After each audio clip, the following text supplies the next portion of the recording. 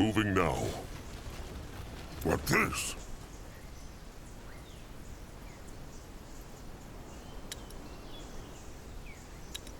Sand and water. This is how Chieftain Akrog felt stepping through the fourth and final hex gate. As though his whole soul had been taken apart and swirled through an endless ocean of time. Every moment of his life, from seeing the light of the world in the shelter of the Elders, to Noag's desperate words only heartbeats ago. It was right there with him. Every moment, every thought, every feeling. Every decision he had made that had led up to this point. The Eclipse Goddess saw them all. They felt that too. Like Noag knew not who he was anymore. The Eclipse Goddess. Let them lose no more time, Chieftain. The Cub's head awaits. Zazka is listening. Is it just Akrog, or feels this place strange? It feels brittle, as though what Grungwa's eyes can see is not all there is. Muck with sparkling udders. What is that? Akrog knows not, but it is like it is speaking to the gift of spirits. Let them look. What on Urgath is there? What? What feels Akrog? Hard to say. It is like smooth water. Big blood mean he see himself? It is true, but the rest of the place, it looks different. But it is all wavy, like air over a fire. It hurts to look at it. Strange. Grungwa just sees a floating orb. Maybe try touching it. That could be dangerous. Or helpful.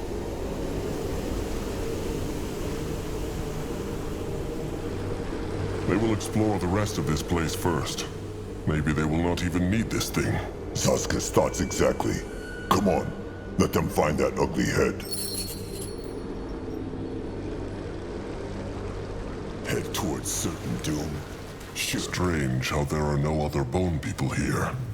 What happened to the kin who lives here? Good question. Maybe there never were kin in this place. Only the High Priest. He no go lonely? Let Akrog see.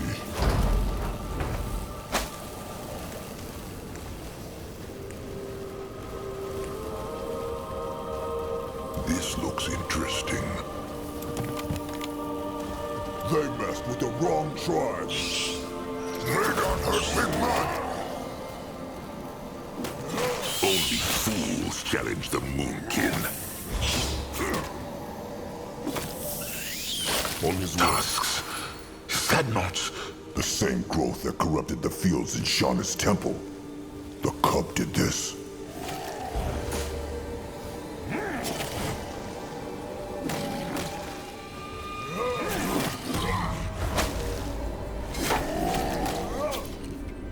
They will not get away from Zazka.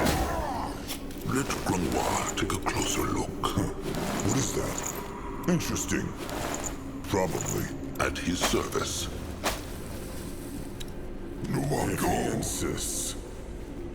This looks interesting. That looks like the sarcophagus, no? Rot it. This whole place is overgrown. And is it just Zazka? Or is that fog making him dizzy? It is true. It is full of gloom hex power. It just roots, no? Maybe Noag can tear?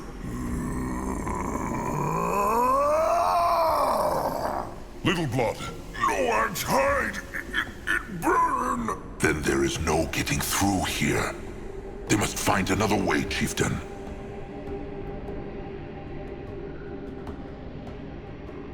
Maybe they can burn it. Grungwa could hex a fire totem, no? Sadly not. If the hex power of this corruption is a flood, then Grungwa's hexes are but a spark. This is the Cub's doing, Chieftain. If its hexes were so simple to banish, and it would be no help to the Moonkin either way. Can he not at least try? Grungwa can, but it will not work. Well, they can try to find another way, but Akrog doubts there is one. Just look, the whole room is walled off. Walls never stopped the Moonkin until now, did they? Grungwa speaks true, Akrog. Let them at least try. There must be a way, although Zaska is starting to wonder whether the cub could cure the Moonkin of the rot, even if it wanted to. So far, all this creature seems to bring about is lying, madness, and death. Life and death are just two sides of the same spirit ward. If anyone can cure the rot and crush the hunters, it is the cub. That is a question for later. Let them find the head first. Let them leave this room for now. They... Big Blood, look! Shiny! What is that?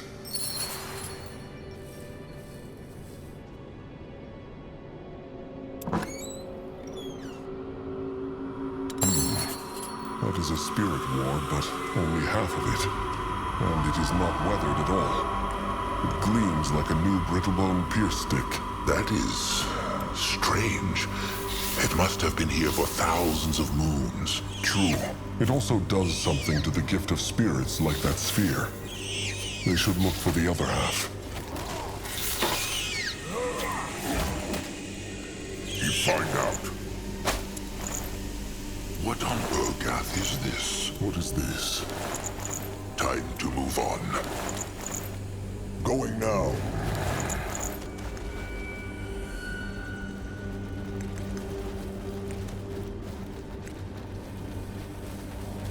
Grungwa will This go way. there.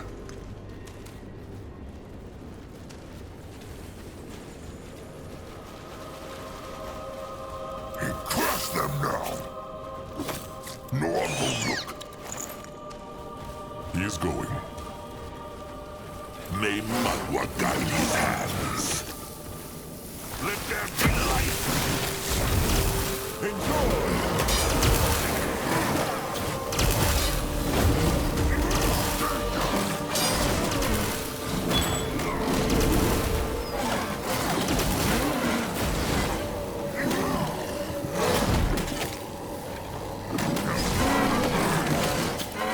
What is this? Find out. Let Grungwa take a closer look. What is that?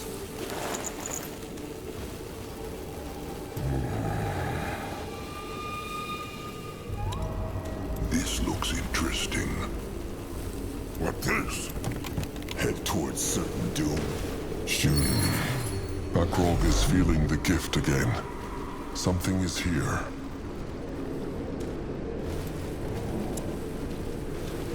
Can a troll not rest for a moment?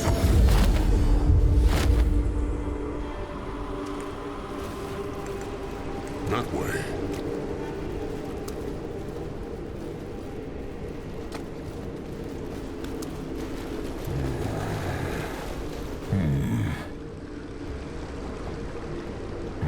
What? But curious. Let him see. If it worked not before, it will not. One never knows. Going now. No one go there.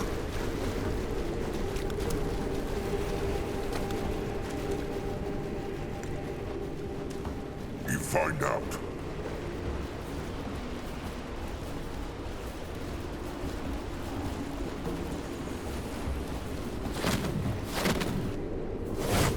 He is on his way. Let Zaska get a proper look. By Magwa. Grungwar, what just happened? Grungwa knows not. Some sort of time window, perhaps? Brittle bones look like they really hear, though. Zaska doubts they are. They seem to not even be aware of them. Let Akrog try something. Wish I had a different answer, but it's the best I can give. Sometimes there's really nothing we can do but to stay strong and move on, even if it feels like betrayal towards them. Your reverence? Is something wrong? Forgive me, Vatos. I wish there was another way. Ishara!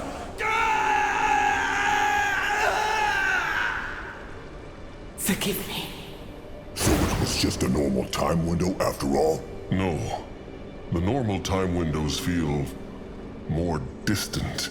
Akrog knows not how else to put it. This one, it felt so close, as though those brittle bones were standing right here. It is true. Grimoire could even smell them. But that was the Hierophant again, Ishara. And she killed this brittlebone hexer just like she killed Hirin's priestess.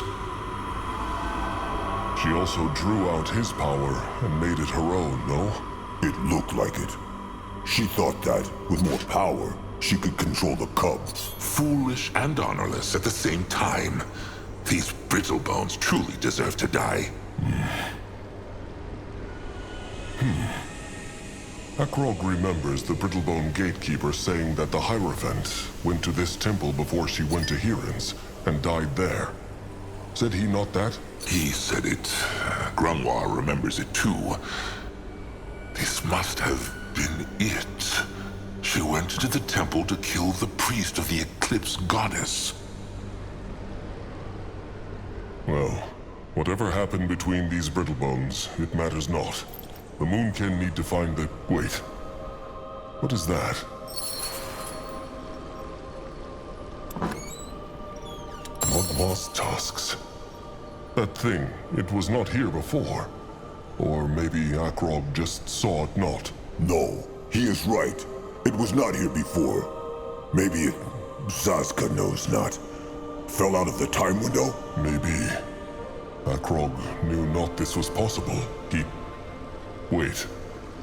That spirit ward is the second half of the one from the sarcophagus. And it is just like the other half, perfectly clean and bright. That is... strange. It must have been here for thousands of moons. Let Zazka take a look at this.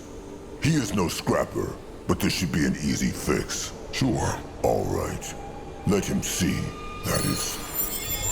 Mugwa's udders. It shaped itself back together. That is one rod of a strange spirit ward, trusted one. It looks so out of place. It still speak to Big Blood's gift? It does. Maybe... Of course. That sphere.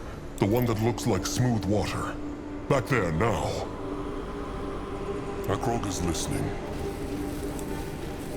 The gift. It whispers again.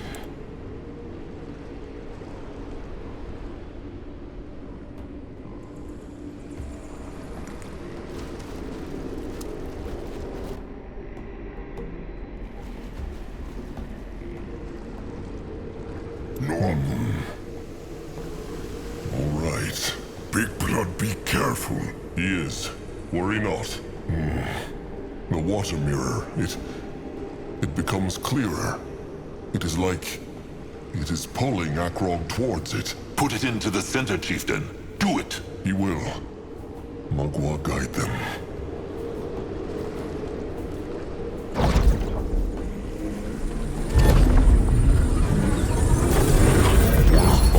What just happened? It all look different now. Teleport hex? No. No, this is the same place. Only... tusks, of course. It is true, chieftain. This is the then, the past, as the Brittlebones call it.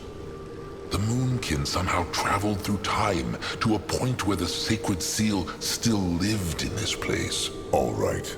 Consider Zazka's mind exploded. But how? The stranger said it was impossible for creatures to travel through time windows. Zazka is thinking the same thing. Then again, this is no normal time window, is it? Zazka speaks true. It is not. Grimoire thinks this is the Eclipse goddess's hexing, chieftain. Remember, she is the guardian goddess of time. This smooth water sphere must be her doing. The chieftain's gift of spirits allowed him to use it the way the Brittlebones did, just like the time windows. But how? If Brittlebones can travel through time, then why use it not in their warfare? Grunwa has no answer to that. Maybe these hexes are extremely difficult to do, or tethered to a single place. They may never find the answer. If Akrog, Zazka, Grungwar, and Noag are now part of the then, are they no longer in the now? Or are there two Akrogs, Zazkas, Grungwars, and Noags now? Why is Akrog looking at Zazka? Looks this ugly face like that of an elder who knows about time travel? No, it's just... Akrog just wants to understand. Well, in that case, Trusted One will probably be sitting here in 1,000 moons.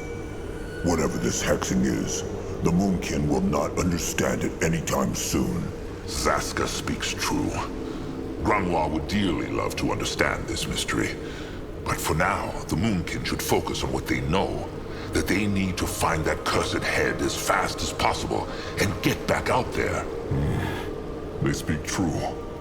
Still, the more they understand about how this time hex works, the better. Look at that. What? It still looks foggy to Zazka. Not to Akrog. He still sees the four of them, but the things around them have changed. They are all old and weathered. The now. So this is like an eye through time, just as Grunwa thought. A looking glass, as Brittlebones would say. Noak, confused. Akrog too, little blood. Akrog too. If this is the then, maybe this means the Hierophant is still alive. Maybe. Though... Grunwa thought so. He sensed no other Brittlebones here. At least no living ones. Well, they will find out. So, this spirit ward they found must be from the then. That is why it was still polished and new. True. Though that explains not why it stayed that way. Though Akrog feels the gift of spirits talk to him whenever he touches it, just like with the smooth water sphere. It must be infused with the Eclipse goddess's hex too. A time key, so to speak. Maybe this is how the High Priest of this place traveled through time. Grungwar speaks true. If this is the then, maybe the Moonkin can find the cub's head here. Perhaps the corruption has not yet reached the sarcophagus room. Good thinking. But they will also need to find a way back into the now, will they not? They will. But maybe there is another of those spirit wards, of those time keys. Perhaps it could take them back into the now, just like this one took them to the then. The chieftain speaks true. They should...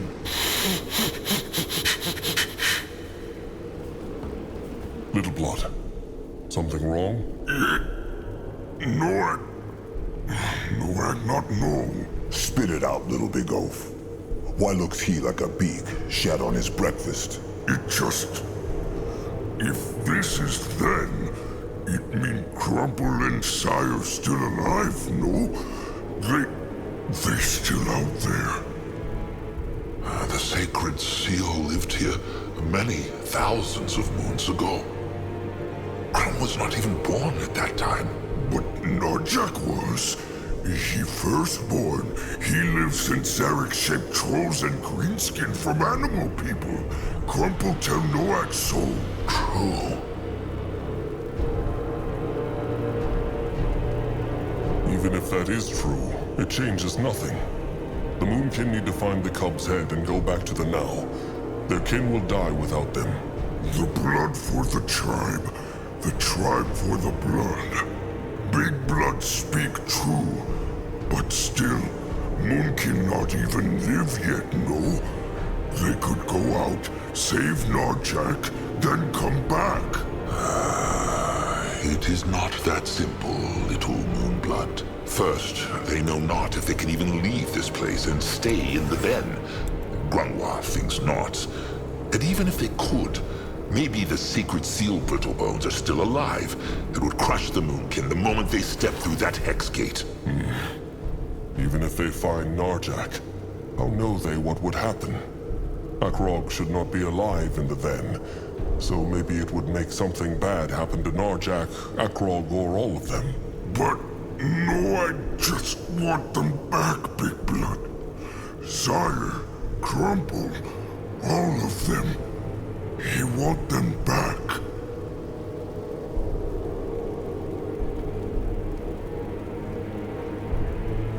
Akrog wants that too. But they never will come back, Little Blood. All they can do is treasure their memory. Treasure. Big Blood speak true. Moonkin survive and build totem in their hearts. The most glorious totem Trollkind has ever seen. Now come, let them explore this place. Grunwa is here. He is going.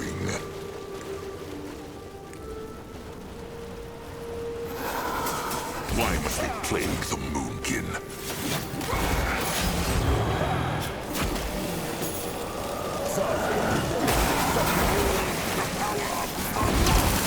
What is needed of him?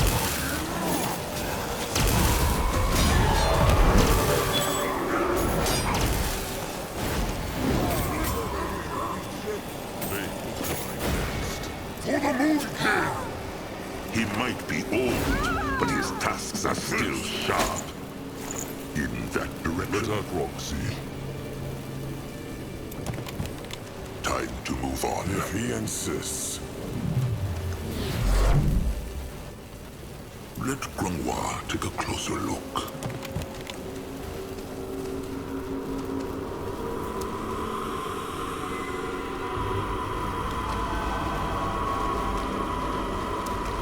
Keep moving. What is that? What is this? What is this? Some strange brittlebone contraption. Pump, it is called. A dwarven creation. It controls the flow of water. So, it controls the water flow in this place? Grunwa thinks so. Let them keep this for now. Perhaps it will be useful later. Going now. Go join the war.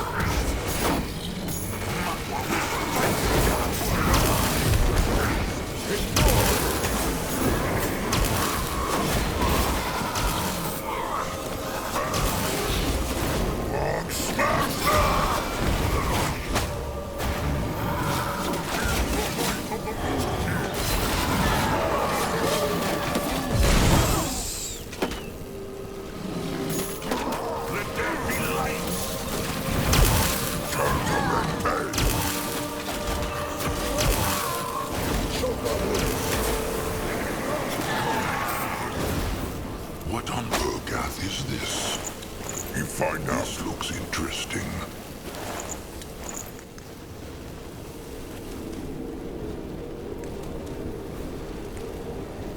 Interesting. Probably.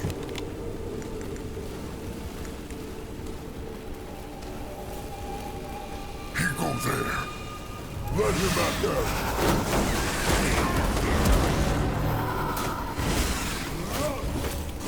He will protect the tribe.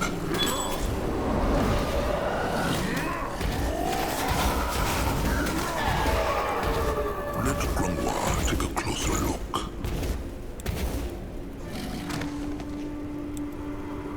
Grunwa will go there. Raging water. No way they are getting through here.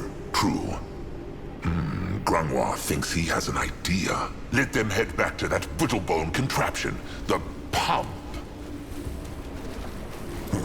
What is that? Grungwar had an idea. It is true, there was a strange brittlebone contraption near the smooth water sphere. Grunwa has seen similar ones during his time as a slave.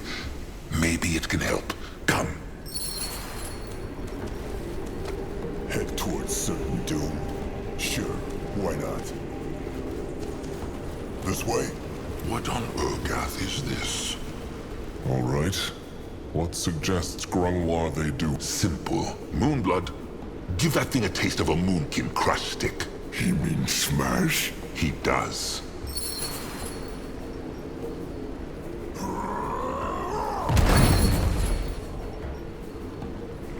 Going now.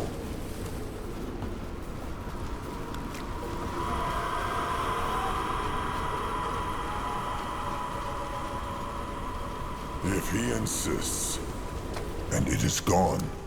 This is fascinating.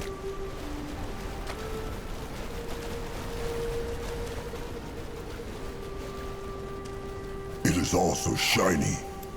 Mugwa's incredible udders. Zaska still cannot believe they traveled into the then. Nah, but the head is all that matters. They must find the head.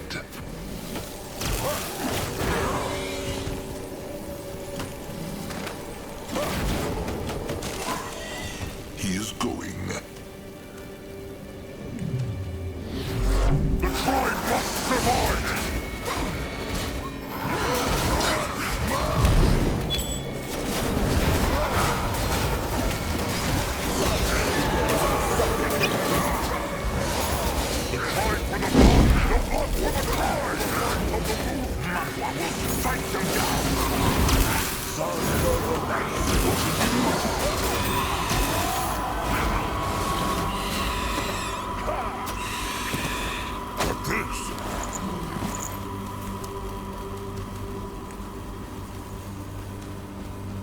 No, I'll go look.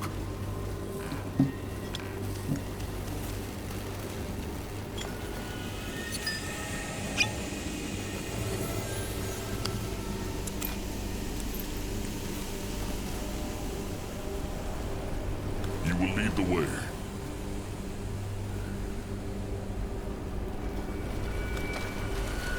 He is on his way. They will regret this.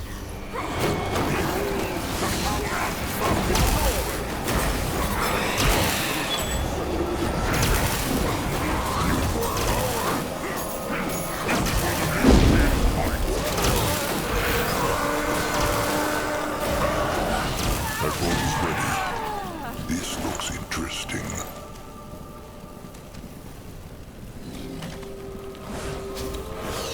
You crush them now.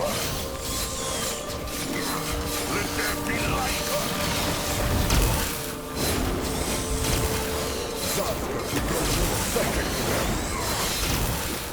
Can Zaska help? Why must they play the Moonkin?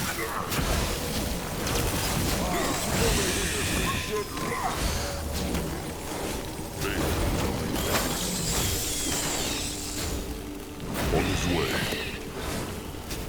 May not hurt Big Blood. That way. Direction?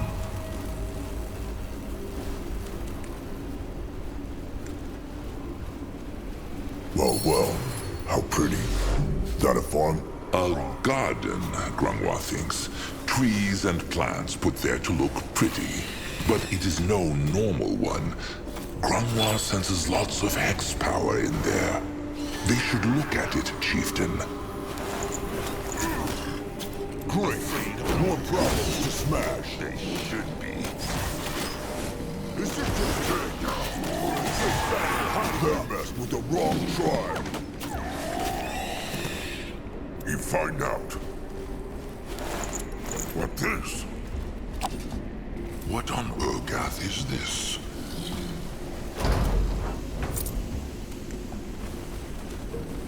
Interesting. It looks as if the tears are keeping the corruption at bay, no? It is true, but... rot it. What? No matter. Let them look around this place. Grangwa has an idea, but he is not sure it will work. Let Grangwa take a closer... Interesting. This is like a healing hex. Akrog's hide feels thicker just standing next to it. The tears. And the hex power is keeping the cub's corruption away. Wait. Could they not? Let them look around more. What can he do for the tribe? Wait. They see the bark? This is an elder oak. What is? A very, very sturdy and powerful tree that can live through even the longest droughts and hardest storms. It is supposed to only grow in the most fertile ground, though. So Zaska has no idea what it is doing here. Could be the tear's hex power, no? It is true. They bring life to everything around them, creature or plant. This looks interesting. Look! Little glow blob! Probably drawn in by Mugwa's tears. They need to look around more. What is this? Curse it. Just like Grunwa thought. What is? It barely has any hex power left. It can never be easy, can it? Let Zazka get a point. All right. Grunk. More Globlob! Little Blood. Oh, rot it. Grunwa wanted to speak, no? It is true. He thought that maybe the tears here could help them clear the corruption from the sarcophagus room. Zazka had the same idea. Why not try it? Because their hex power has waned over the years. This is what Grunwa was going to say, no? It is true.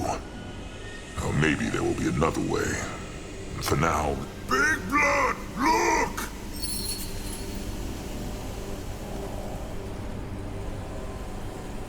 A Nidari lair. This helps them not, Little Blood.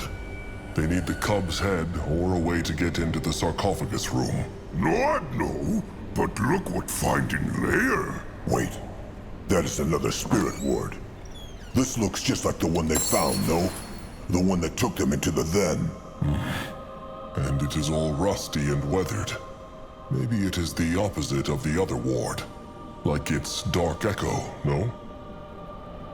The question is, how ended this up in the Nidari lair? The last one came through a time window. Akrog understands that. But this? Good question. But Nidari feel drawn to shiny things, no? Maybe they found it somewhere in the temple and brought it to their lair. And no I'd find! Well done, Little Blood. If this works how Akrog thinks it does, they might be able to travel through the then and the now whenever they need to. Maybe... Akrog has an idea. Come, back to the smooth water sphere. Huh, what now? More trouble? Going now.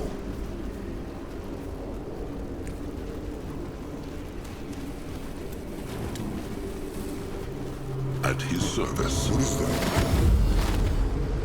Moving now.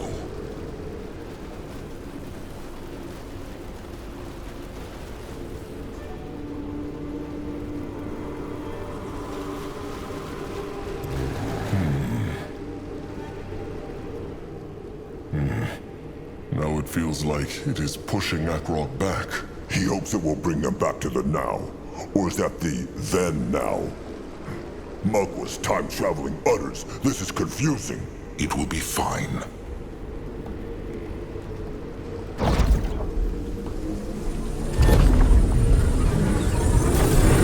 It worked. They are back in the now. It is true. But what plans the chieftain to do? The sarcophagus room is still corrupted. Maybe. But Little Blood smashed the pumps in the then, so the raging water is gone. If they can clear the whole path to the sarcophagus room in the then by traveling between the two times, they might simply pick up the cub's head there. Good thinking, trusted one. Seems like he picked up some of Zazka's wits after all. He tries his best. Grunwa is ready. He is going. Going now. Time to move on.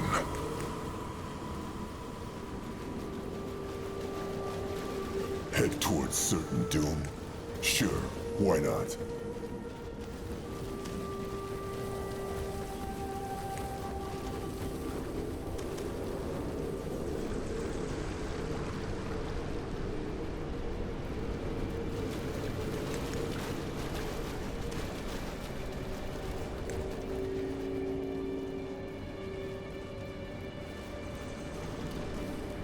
Noah, go there. He moving.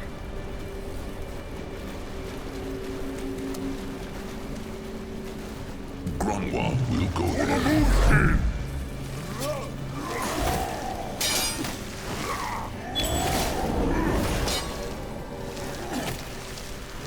They run from Noah.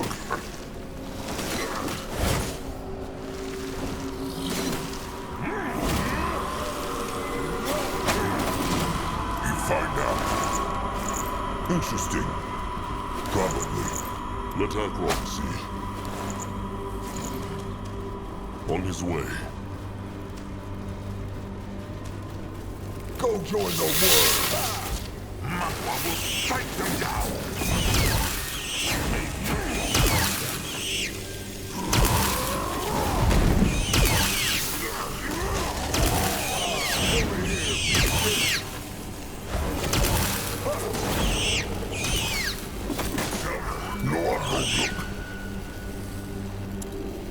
What on Urgath is this? Let Zazka get a proper look. What is this? Let Grunwa take a closer look. This looks interesting. What is that?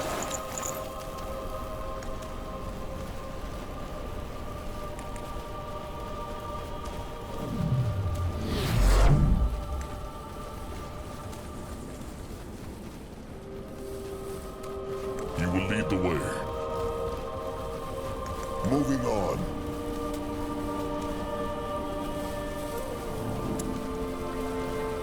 Can Zazka Let help? Grunwa take a closer look. He is going.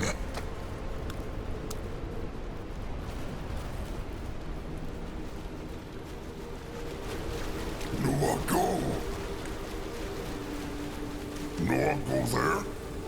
No one smash there.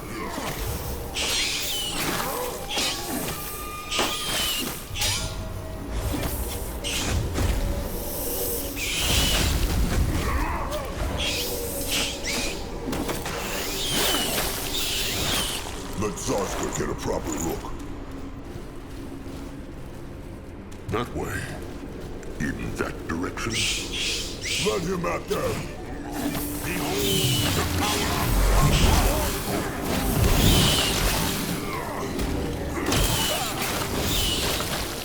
You find out. Moving now. Going now.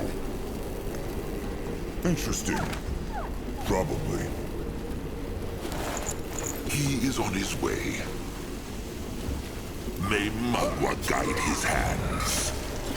Destroy them. What on Urgath is this? Let Grunwa take a closer look. What is that?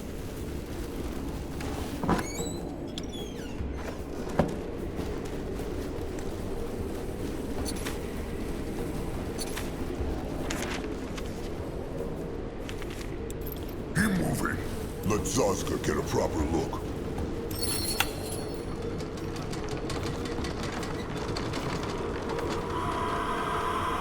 Look, another one of those strange time windows.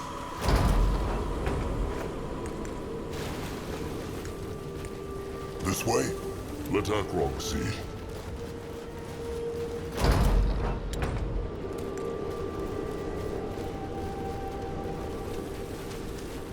What is this? Time to move on. What this? Those two again. Hierophant Ishara and High Priest Vartos. Focus, Chieftain. What spoke they of? Yes. You'd like that, wouldn't you? Vartos. Your Reverence, what are you doing here? The next renewal... Is not due for a few more moons, I'm aware. There's something we need to discuss. Certainly. Shall we speak in my study? Yes, let's do that. Follow me then. Oh, and Shara, I'm so sorry about what happened to Galia. I hope you know. What? Nothing. Let's carry on. This must have taken place before the first time window they saw. The one where she crushed him and leached his power. Zazka was thinking the same thing. And they spoke of Galia, no? That was the priestess of Nihalf, the one from the Hex Bubble. Maybe what happened to her caused Ishara too. Well, They will never know. And it matters not. But look, Chieftain. Something came through the window again.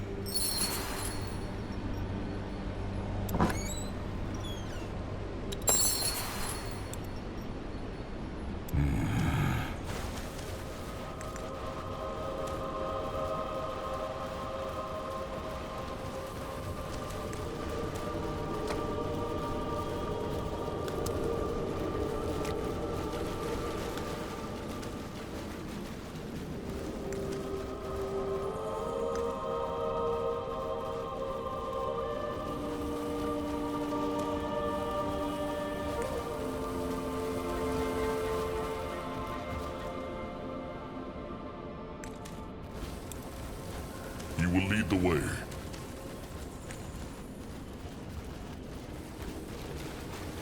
Going now.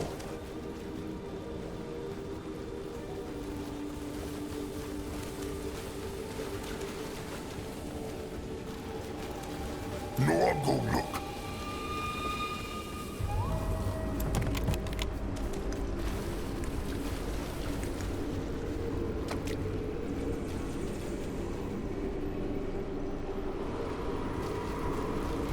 You find out. All right, and here they go again.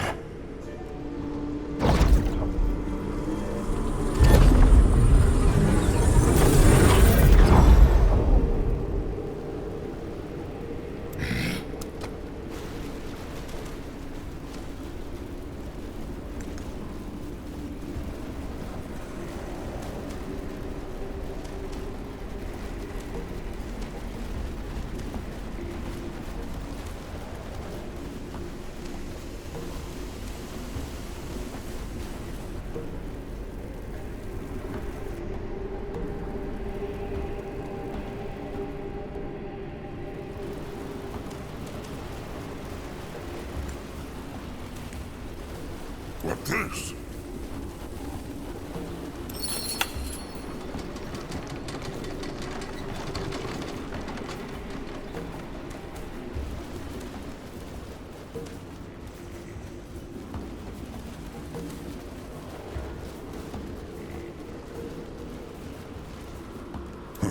What is that?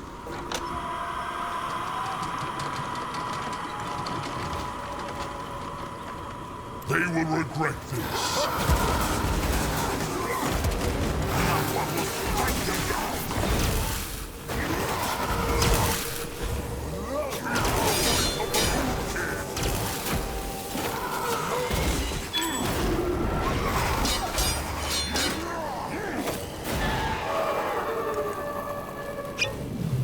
This looks interesting. Let Grimoire take a closer look. He go there. On his way. What on Urgath is this? No, I'll go. Grimoire will go there.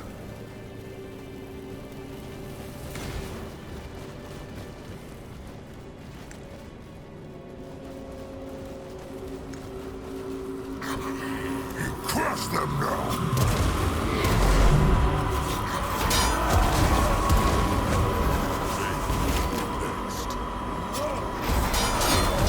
Only fools challenge the Moonkin. Let there be light.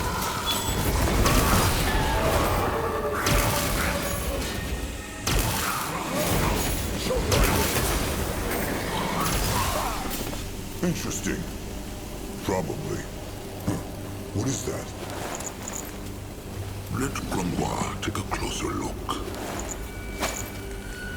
He might be old, but his tusks are still sharp.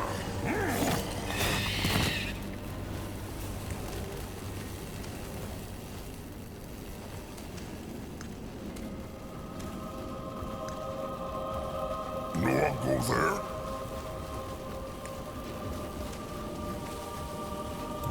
This looks What are interesting. these hex walls, Grimoire? They feel almost as powerful as the hex gate seals. That is because they are. Grimoire thinks this is the seal the Hibernians kept speaking of. The one the Hierophant went into the temples every few moons to renew. Mugwestidius utters, of course. That is why they go around the whole sarcophagus room. Ah, this is rotten bad, Chieftain. There is no way they can get through these hex walls. No way.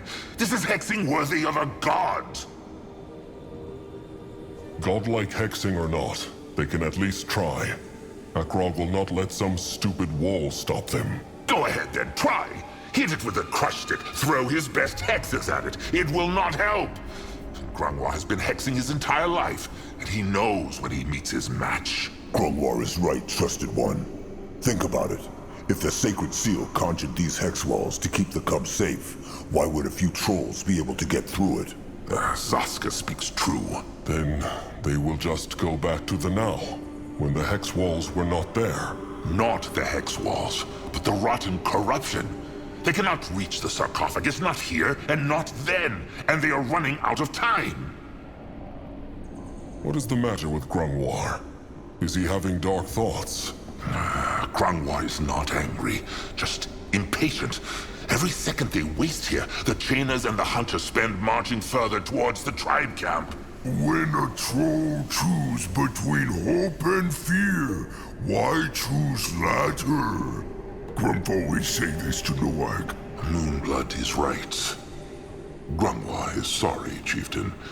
It is just... never mind. Well, despair will not help them. They have not searched this entire place yet. There must be a way. And Zaska thinks he just found it.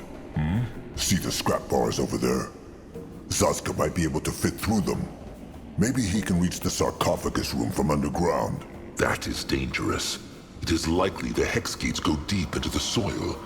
And when it is dark, Zaska might not even see them. They could cut him in two. No! Moonkin needs Zaska whole! Even the prettiest and wholest Moonkin will not help if the tribe gets untusked by a horde of hunters. Just let him try, trusted one. Fine. But the moment he feels the hex wall, he will come back, all right? Sure. No, I'll go look. Zaska is right at home. Moving on.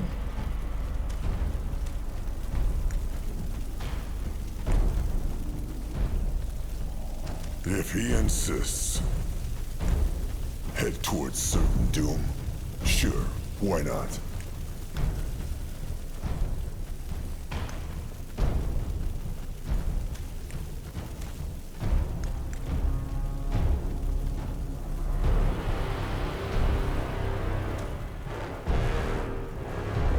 Let Zaska get a proper look. No way they can get through here. Oh, Mugwa's cursed rotten beaks and udders! Shit! The ground has almost come through the place. Maybe, of course. This is it. Back to the others now.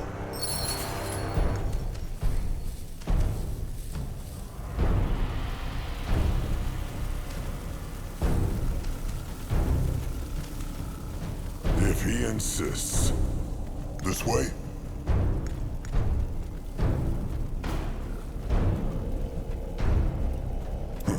What is that?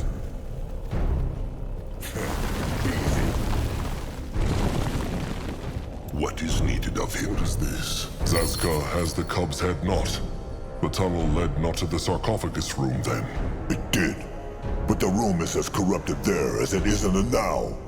Even if there was a way through those rotten hex walls, there is no way they can get to the sarcophagus. No. There must be a way. There must! And Zaska thinks there is. The Mugwa's tear seedling Grungwar plucked before the devouring. The one for that tribe camp to last. Has Grungwar it still? He has. The bone dust they found kept it healthy. But if Zaska is thinking about planting it there to keep the corruption away, like in that garden, it will not work. It is only a seedling and barely has any hex power. Until it grows. Zaska wants to plant the seedling in the then, and then travel back into the now. That is it, no? Great minds think alike. Grungwar knows not. Grungwar. Akrog knows this plant has become a totem to him. But this is more important. It is not about that, Chieftain. The seedling, Grungwar thinks not that it will survive that close to the corruption. It is impossible. Why not? In that forest here, the garden, the tears even fought it back. True, because there were dozens, and had probably been there long before this corruption started. A nightmare swarm of beaks can tear apart an entire greenskin horde, but a single one? They would crush it in the blink of an eye. Curse it. Can they not at least try? They could, but it would be pointless. The hex power is just not strong enough. The only thing No, this is foolish. Just say it, Grimoire. There is no time. A blood-giving. A blood-giving might give the seedling the hex power it needs to survive and beat the corruption. He means a sacrifice. Like when the Bone Seers spill their blood to summon Magwa's cub. Grimoire would do it without hesitation. But there is no way he can get into the sarcophagus room with those cursed rotten hex walls all around it. No way for Grimoire.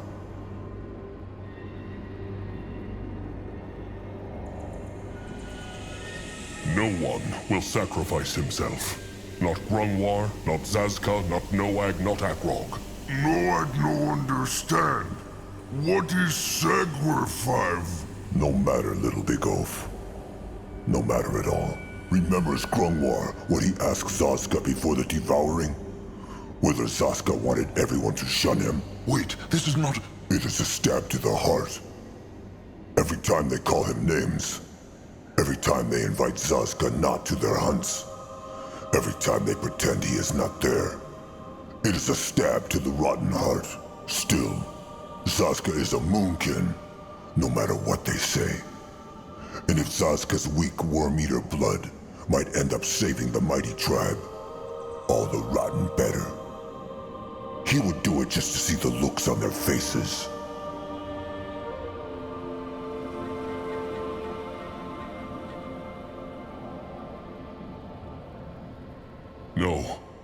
No, Akrog will not let Zazka do this. He will stay right here and help them find another way. This is not Akrog's choice to make. Just be careful. That thing, it... Oh, Magwa. Just let this be worth it. Zazka! The seedling! He took the seedling! Ready for action.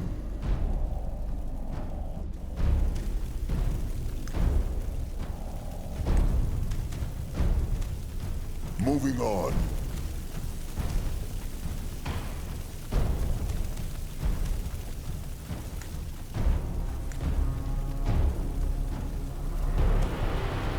Let Zazka get a proper look. One deep cut in the belly, then across. All right, the seedling first. Look. Prettier than Zazka ever was. Better make this mean something, rotten beast. Make this mean something.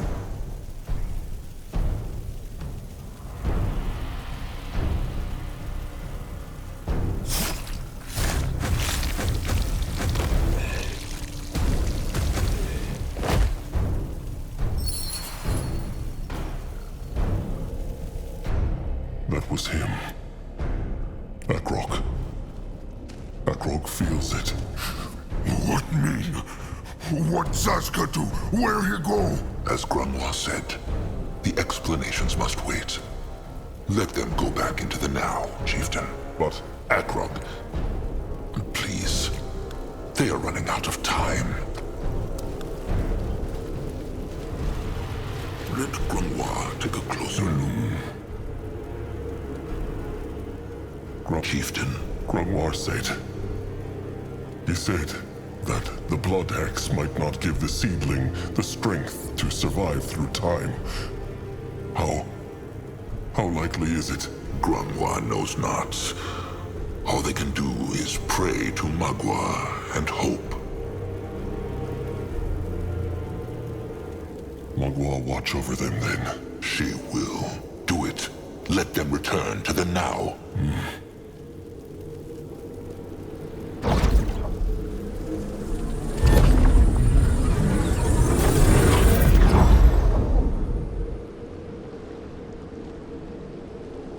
What should he do?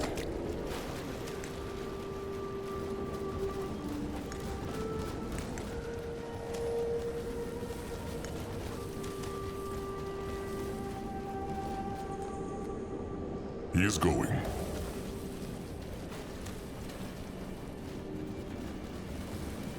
Big blood, look! It's so beautiful. And black roots all gone. It is true. Magua is powerful. He go there.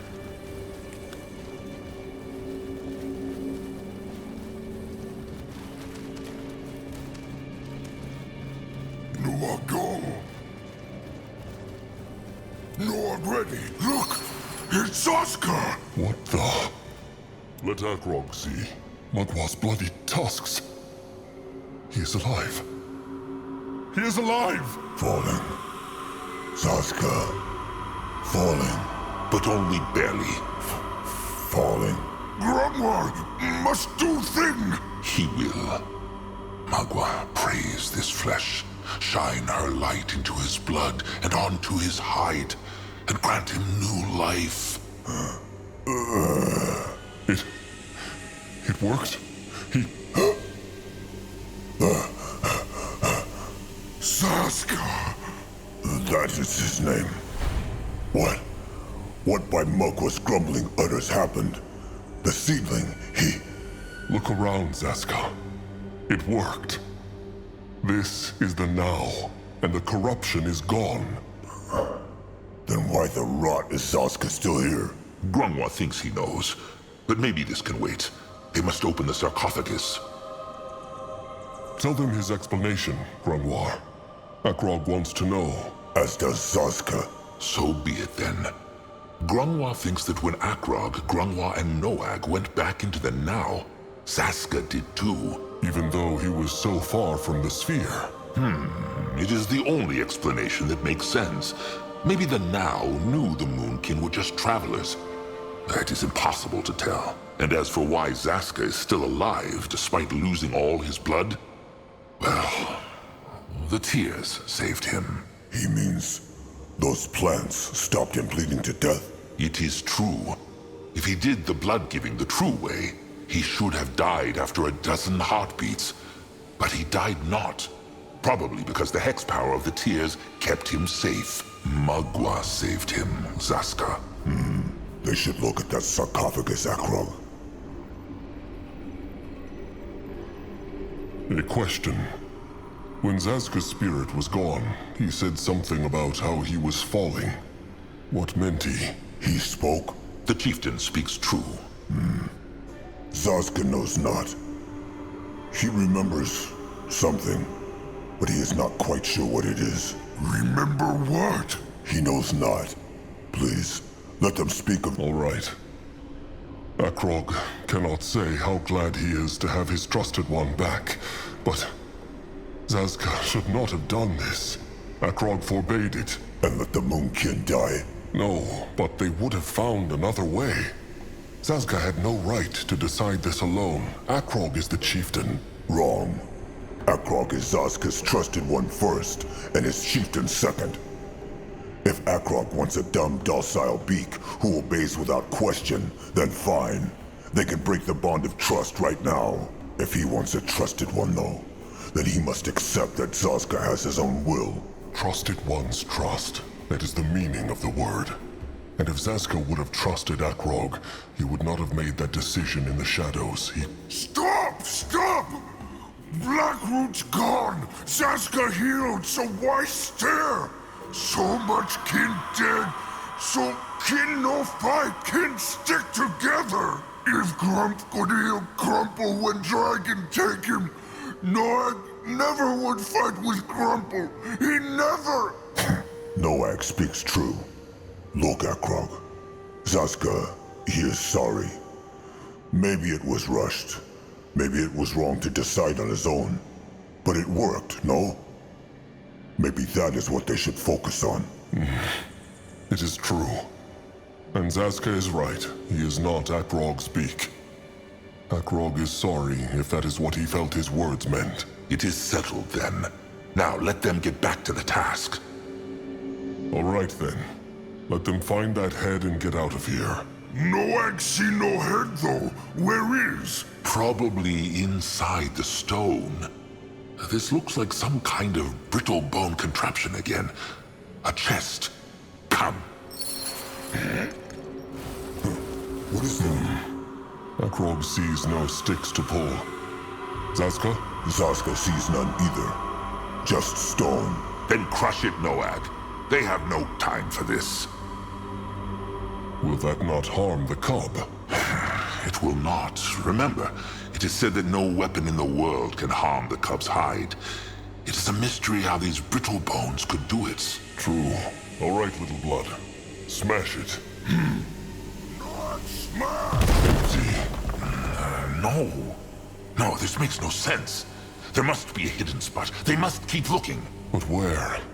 There is nothing here. Grunwar can see it. But The air. Sense the air, Akrog. What? It is hard to explain. But Zaska, he remembers what he saw while his spirit was gone. Use the gift of spirits, Akrog. But there is no time window here. The air even sparkles not. Zaska knows. Still, try. All right. The gift. It whispers again. Going now. What this? Aeonir, guide me. No. No! Bartos! You bastard! The head was never here. Even back then. then where is it? It must be somewhere. It is here. But it also is not. No understand. Zaska hardly does himself, but he knows it is true. When his spirit was gone, he saw another place. A place between the then and the now, or rather, above it. Is that why Zaska said he was falling? It is true. Everything felt so watery. Like the whole world was an ocean, and Zaska was floating through it. That sounds strange. It was. And this place had something to do with how Akrog summoned the time window. No, that place is a time window. A giant one that spans across the entire temple. This is how it is possible for everything here to move between the then and the now. Of course, that makes sense. The smooth water sphere is not the mighty time hex. It is only the gate. Grunwar speaks true. Gorag's head spin.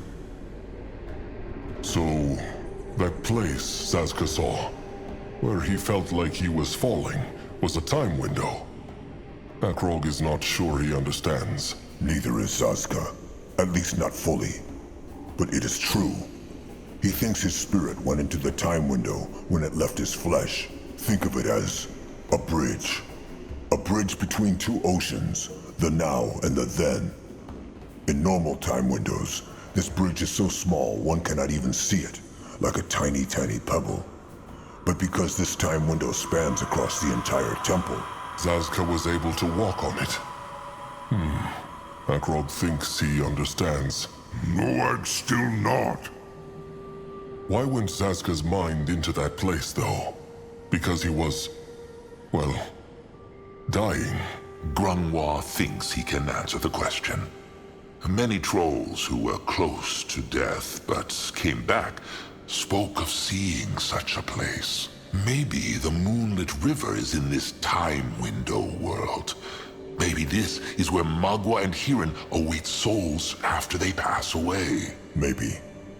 Though Zaska saw no Mugwa and no Hirin, it was scary, to be honest. He felt lost. Only because Magua had not found him yet. This is all interesting. But where is the head? They must find it. Is it not obvious? Right here, but in the time window world. The high priest of this place must have hidden it there to keep it even safer. And not even the Hierophant was aware of that. Or who knows? Maybe he sensed that she was coming to kill him and take the head and put it into the time window world for safety. They will never know, and it matters not, Trusted One. What matters is that they find a way to get there. But how? They cannot just kill themselves, can they? No, but The High Priest's corpse. They remember the first time window they saw, where the Hierophant killed the High Priest and took his power? His corpse must still be there. And if he was able to hide the Field Dog's head in the time window world, then he must have had a key for that one too. Then they must go back to the first time window. Now! Can a troll not rest for a moment? That way.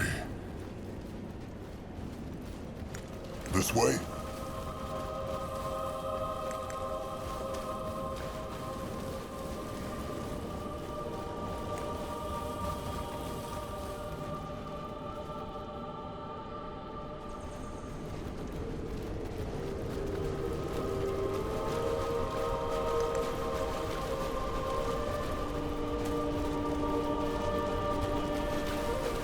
This is it. Can Zaska dig here? There. That must be him. Search his pockets, Chieftain. Head towards certain doom. Sure, why not? So brittle, these bones. All right. Nothing. Try using the gift then. It will work. Zaska feels it. All right.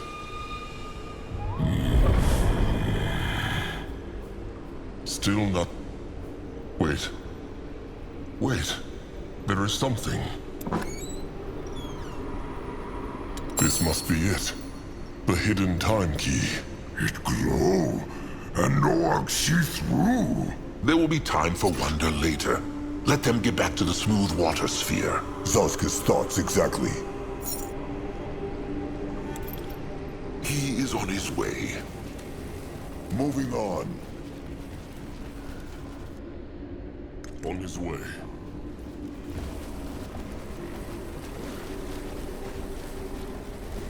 No one go there.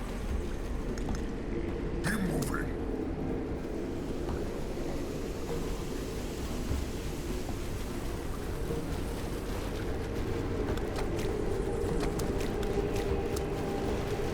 What this?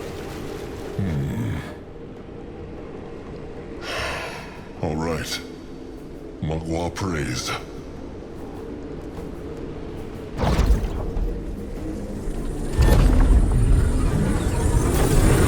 Is this it? It is. This is the place Zaska saw. And he was right. The Cub's head is right there. What on Urgath is this? Finally. The last part.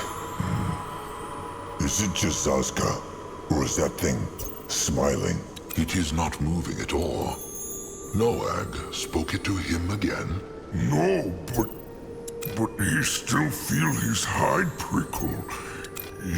It's strange. How else would a troll feel in the presence of a god? Come, Chieftain. Back to the tribe camp. They have been away far too long.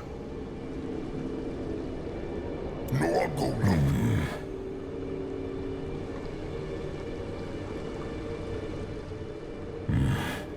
Akrog feels it pushing.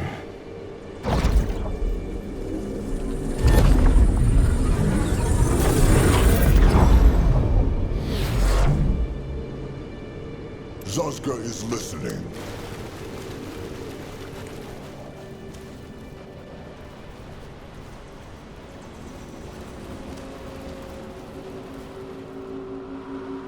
You will lead the way.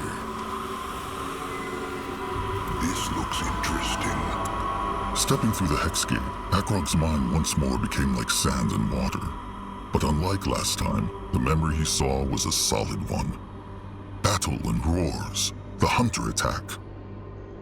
Akrog fights by his sires and Nurbok's side, brittlebone after brittlebone falling under their mighty crush sticks. They are going to make it. They are the Moonkin. They are Mogwa's chosen. They will not fall to... A scream! Sire stands before Nurbok and Akrog, arms outstretched. A spike as big as a tree has pierced right through his chest. A spike that should have hit Akrog. Chaos.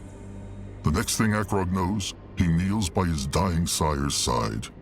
Narjak's gaze is like fog. Take care of them, cub, he says. Them and him. Both. Was tusks. Where is everyone? That is a rotten good question. Chieftain, Norse claws, we thought you'd never return. What is he talking about? They were only gone for a few hours. A few hours? What do you mean? You were gone for 3 days. Days? The smooth water sphere. Every time the Moonkin used it, they must have shaken up the time. Smooth water sphere? It matters not. Tell them what is going on here. Where is the tribe? It's complicated. Remember you sent the ill and old Moonkin to the coast, the Meadowland? Because the field dog had corrupted all the food around here? Of course they remember. Has something happened to them? Well, somehow the Chainers and the Hunters caught wind of them. And they are headed for them right now. But how? Anuk, he did everything he could to keep them secret. I don't know, Chieftain. I simply don't know. Magwa's tusks. Those are no warriors. They will be easy prey. Great warrior Nurbok, or whatever you call him now, thought the same thing. That's why he pushed the Eye Master and Chieftain Cabrax to take all the warriors and travel to the coast to fend them off. This is madness. The Moonkin are barely a few hundred, and the Chainers and the Hunters together are thousands. Why would the stranger let them leave? That's what I told them too, at least at first. But then Chieftain Cabrax pointed out that the chances of you coming back were extremely low. So it was either letting your kin on the coast be butchered, or die trying to protect them. I can't say I blame them for choosing the latter. The stranger speaks true, Chieftain. If Akrog, Grungwa, Zaska, and Noag were truly gone for this long, there was no way for Cabrax to know if they would ever come back. Of course they presumed the worst. And what of Nurbok? He went with them. He did indeed. He was fairly convincing. And while I'm no expert on the troll mind, it felt to me like he genuinely just wanted to help. Kin traitors get not to die an honorable death. Cabrax and Anuk should have just left him here in chains. Well, they didn't. If they left us sunup ago, they will reach the coast soon. The Moonkin must resurrect the cub now. So, you found the head? Noag has it.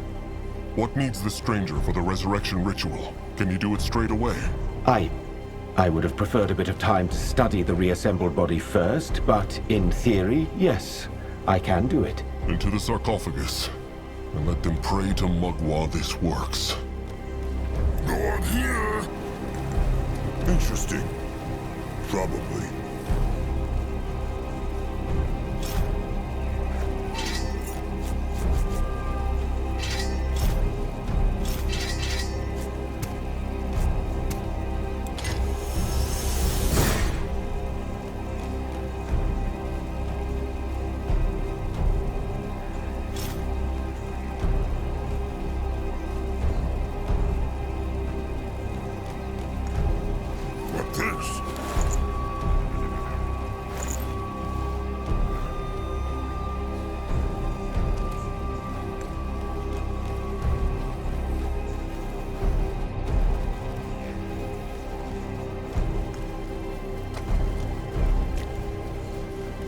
Let Grungwa take a closer look.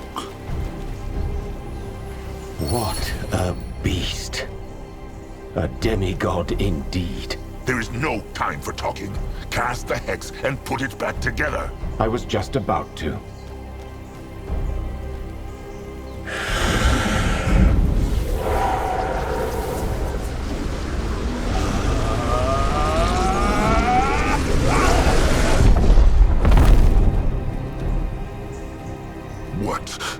What happened? I don't know. It's gone. Gone. Yes. The field dog's energy, the hex power. I had it and was trying to fuse it back together, but then it just vanished. I don't understand this, Chieftain. I studied this spell for years, and... Is he telling them he killed it? Sarek's cub is dead? I told you I don't know. Norse claws, I don't understand this myself. I did everything right. I tapped into the Archfire, and then I... He failed! That is what the stranger did. He failed! Grungwa told the chieftain. Brittle bones cannot be trusted. Let Grungwa crush him, chieftain. Let Grungwa crush him here and now. He deserves it. He should... This one is alive. Is this him? Is this Zarek's cub? A cub? Yes, this one believes you could call them that. So, you are this one's saviors, are you not? Interesting. The Moonkin have lived here for moons. Zarek's cub knows them not. Oh yes, this one knows the trolls. He just did not see. But he sees it now. Their weak flesh.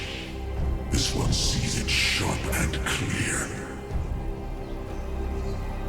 How can it be the Moonkin hear it?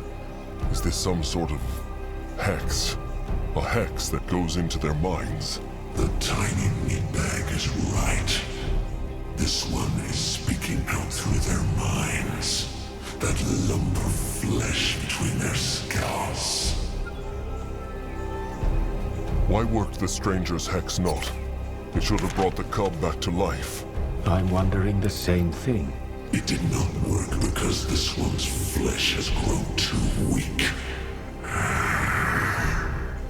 2 centuries this one has been this way. 2 centuries torn into pieces. This one had a plan, yes. But the human he chose to take him out of here was too weak. So here this one lay, decade after decade, the bond between his limbs growing ever weaker. And now that his flesh is finally rejoined, it has grown too weak to hold his spirit. It's pathetic. The human he chose. Speaks the cub of the chieftain of this place, Hierophant Ishara. Ishara, yes. She was weak in the mind, but strong in flesh and magic. So this one thought she might be able to hold him. She was not. So Zaska was right. The cub drove the Brutal Bones mad, so they would kill each other. Yes, the Lightlings. They think their noble spirits make them so high and mighty. Yet that is why they will ultimately succumb. Softness, love, hope. Where there is virtue, there is the seed for corruption. Strength is untouchable. Hope is good. Crumple always say so. Look. The Firstborn's blood has a weak spirit. Disappointing. Everything seeks to survive and to grow. But only the strongest will. This is the law. This is the struggle. This is the cycle. So the cub is saying, what? That his body has become useless. Yes. However, this one knows of the troll struggle. The human hunters, the orcish slavers. The scales are not tilted in their favor. Then the cub knows why they have awoken him. This one does. And this one also has the strength they seek to cure the rot in the troll's dying blood and to crush their predators like the meatbags they are.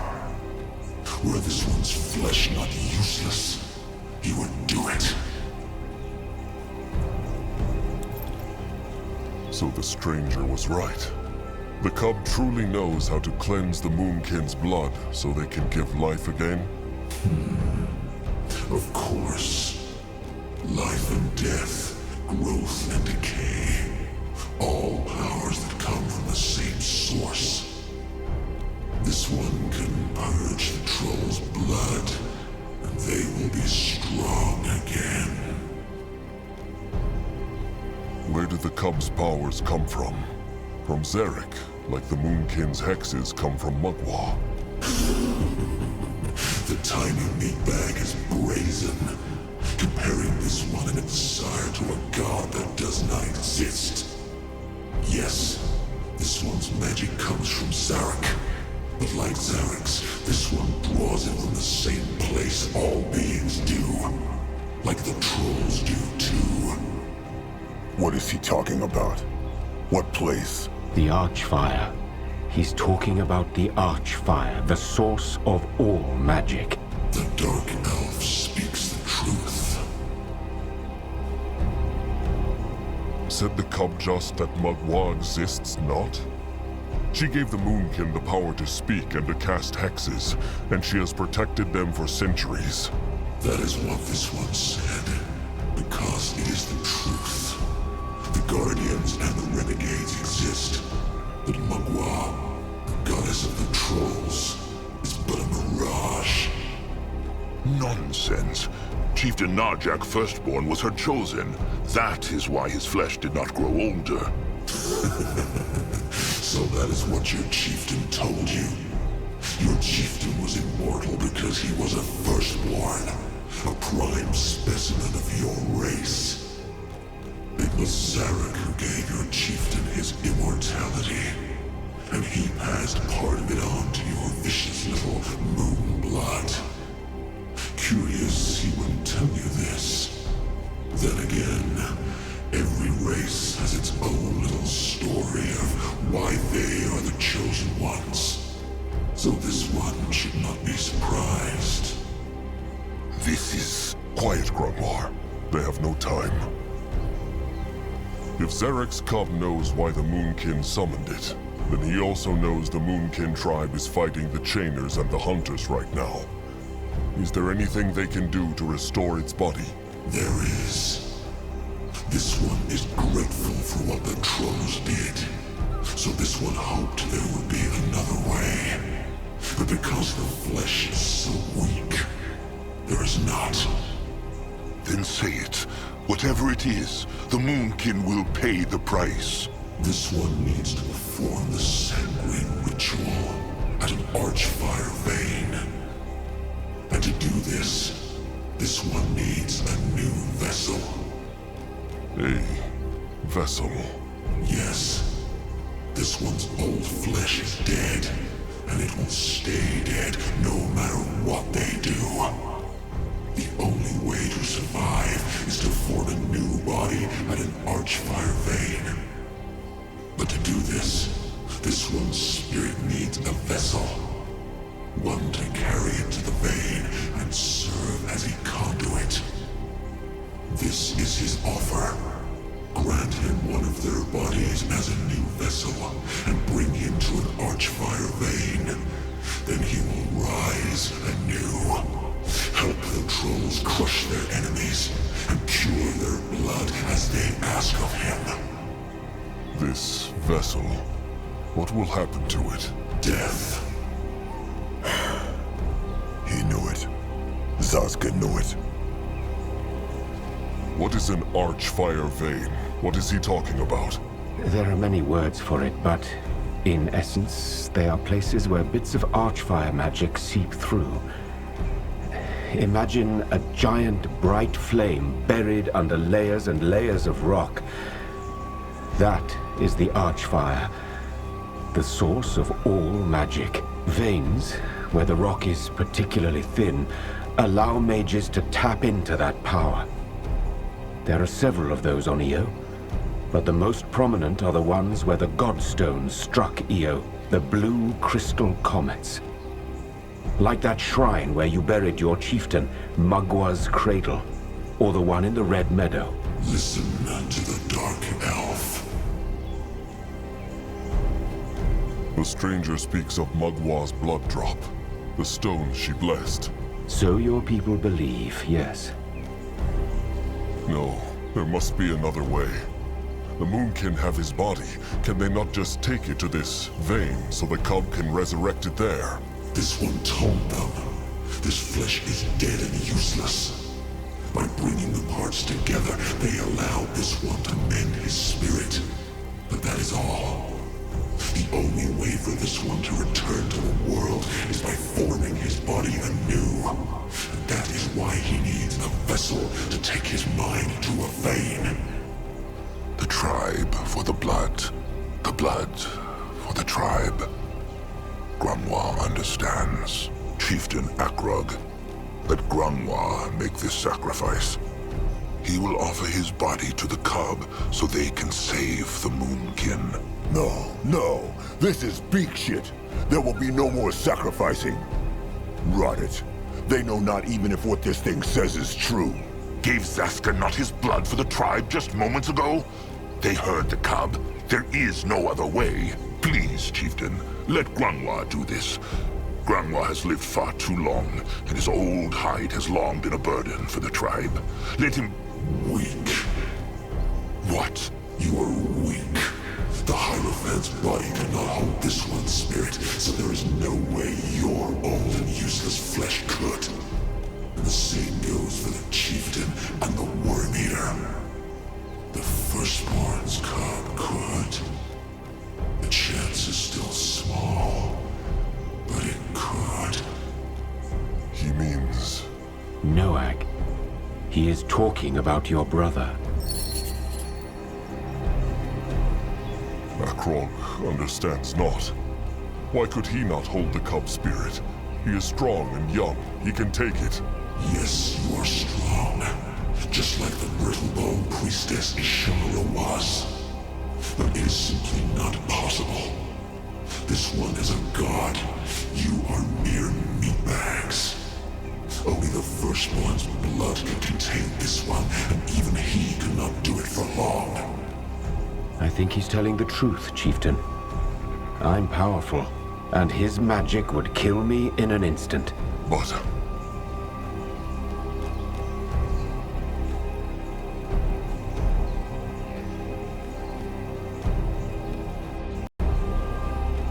Zarek's cub has lied and tricked the Brittlebones who lived here. How can the Moonkin know he lies not to them too?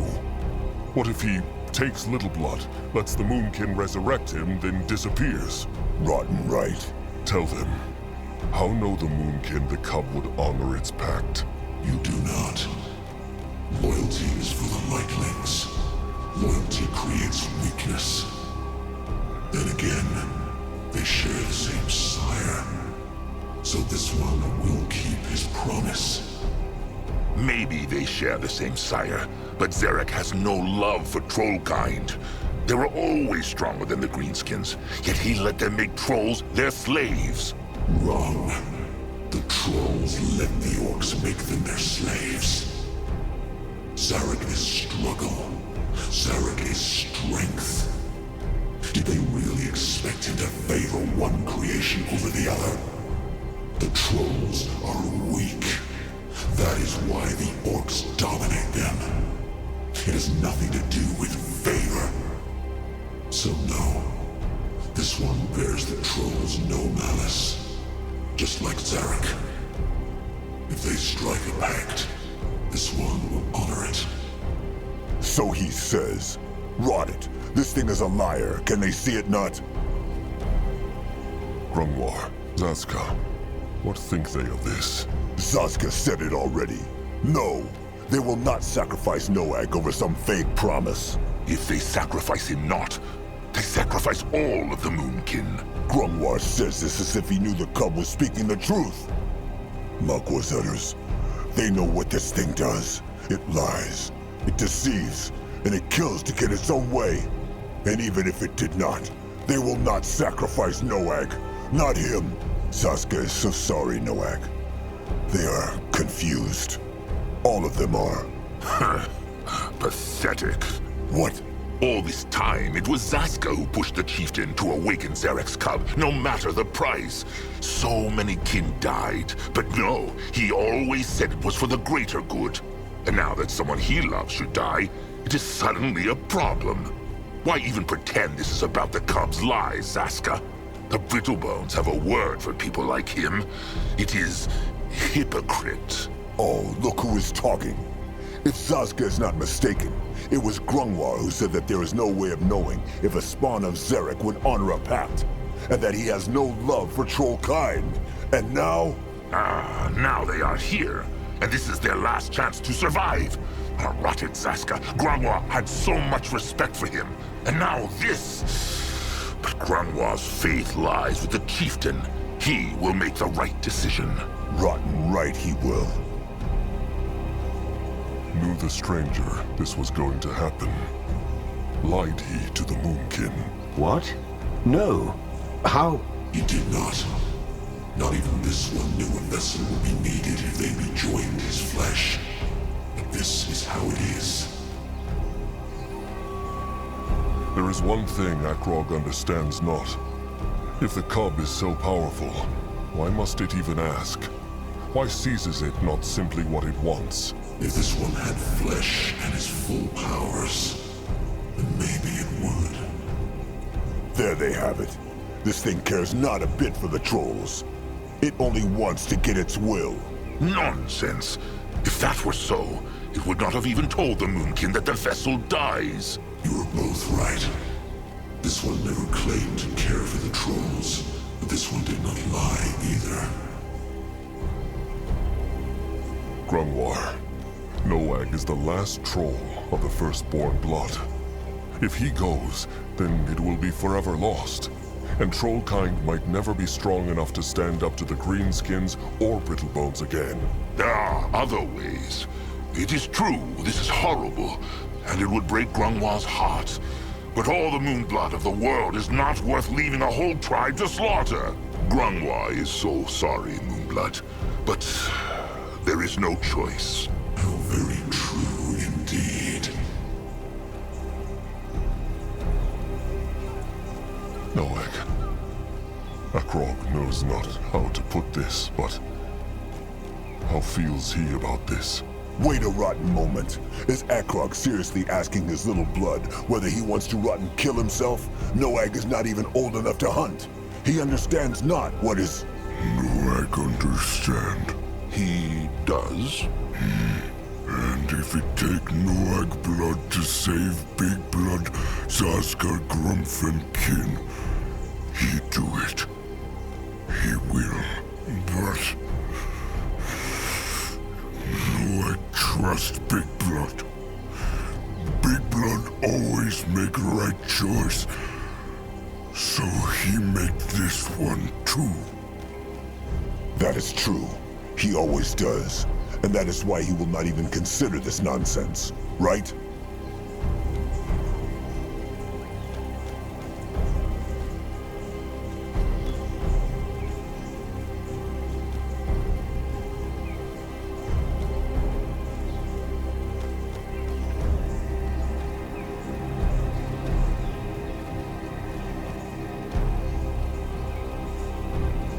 Little Blood?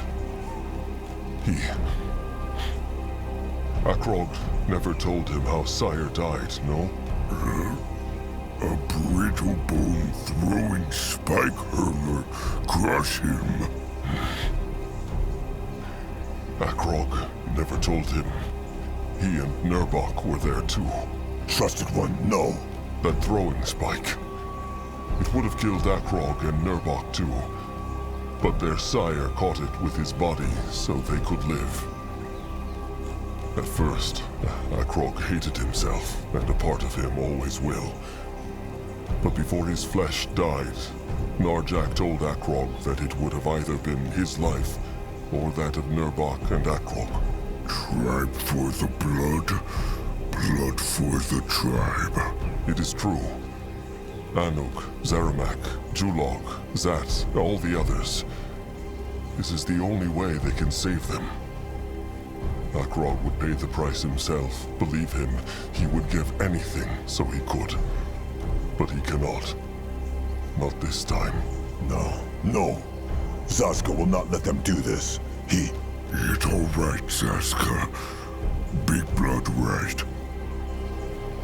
So it will be. No, he cannot do this. He...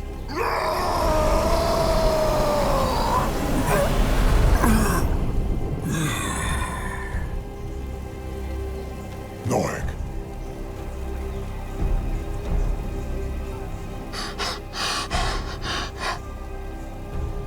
Is he... Of course he is dead. He is dead because that rotten, foul-tusked, stupid thing killed him! It was the only choice. Rot his stupid choices! How could Trusted One do this? How could he? This was Noag by Mugwa. This was his same blood. Akrog knows. Rot it, think, Saska, this was easy? Akrog never... Wait! Something is happening!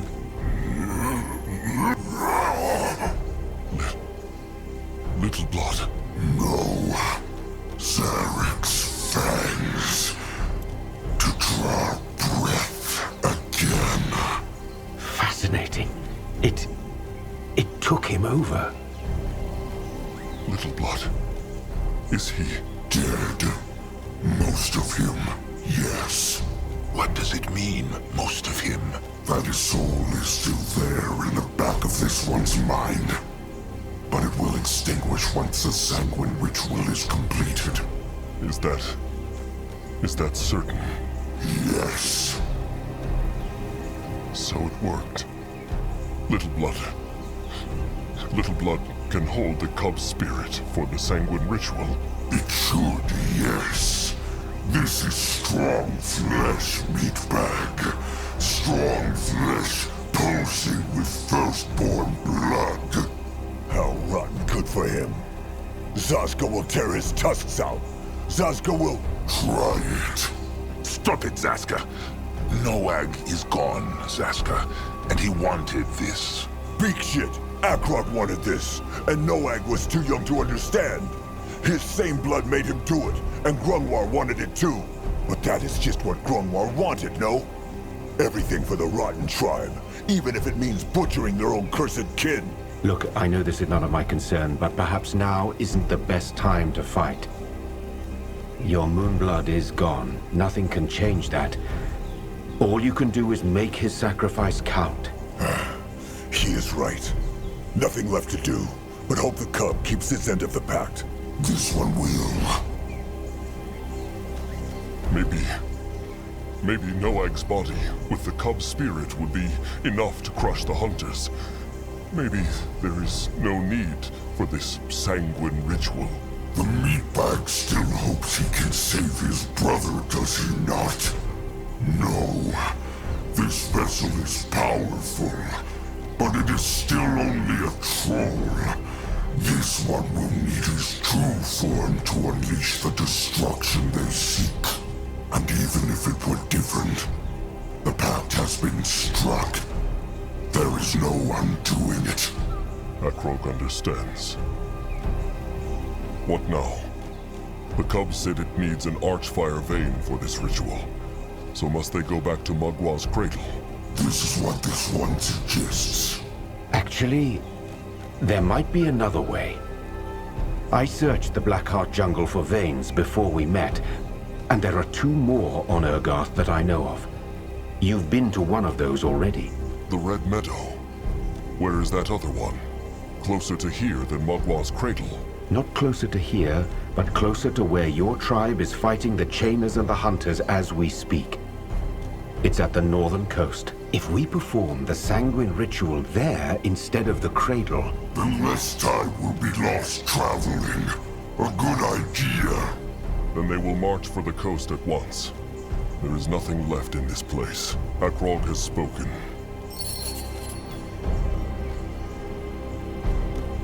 Few words were spoken as the 5 figures marched through the jungle. Think, Akrog told himself. He should be thinking, agonizing, brooding over whether his choice was the right one. But he could not. His mind was as dull and silent as the temple they had left behind. Just 3 thoughts crept in, over and over. Reach the coast, resurrect the cub, save the tribe. That was all that mattered. The sun had risen again when Zaska jerked up a hand and stopped. Listen, he said. Fighting. And it was close.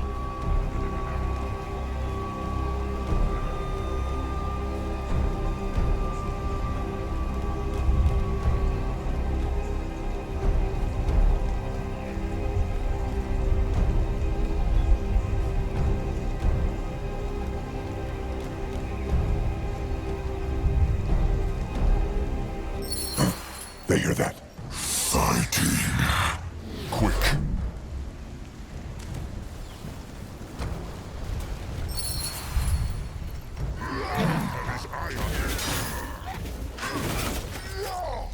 What should he do? Take on they will ever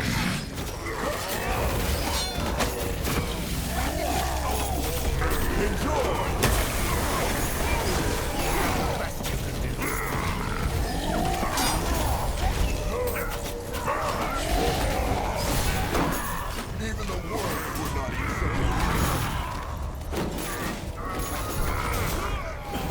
Get up. The Moonkin needs him. Eclipse is ready.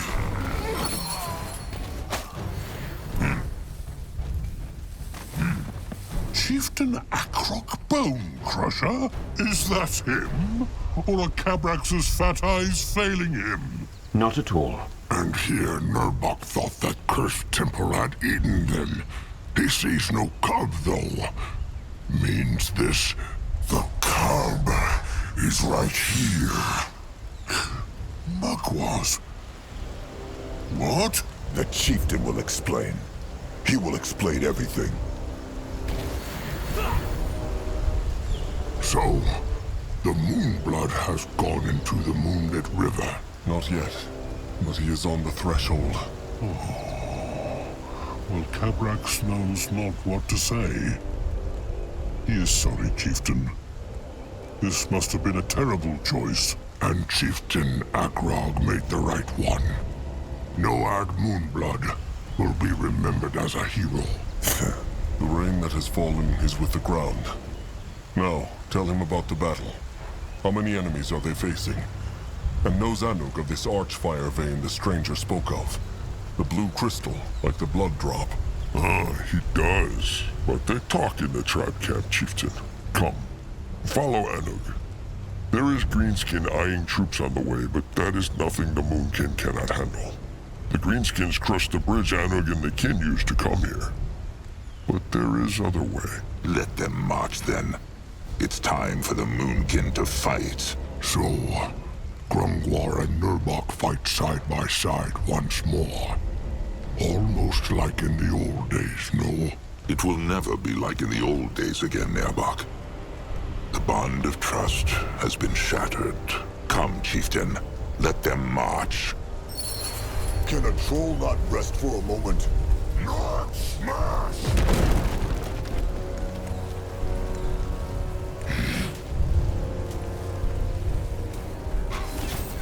Why must they plague the Moonkin? Behold the power of Magua!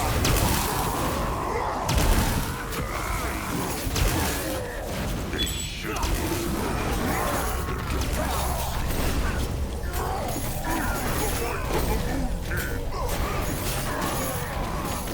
Pathetic.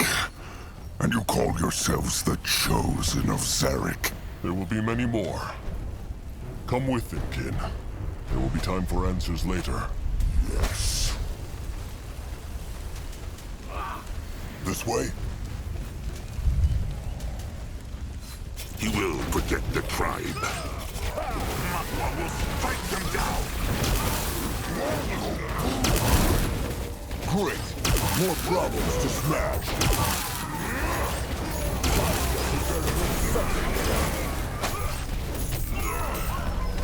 That was all of them. Come with Akrog. They are headed for the tribe camp. Trouble?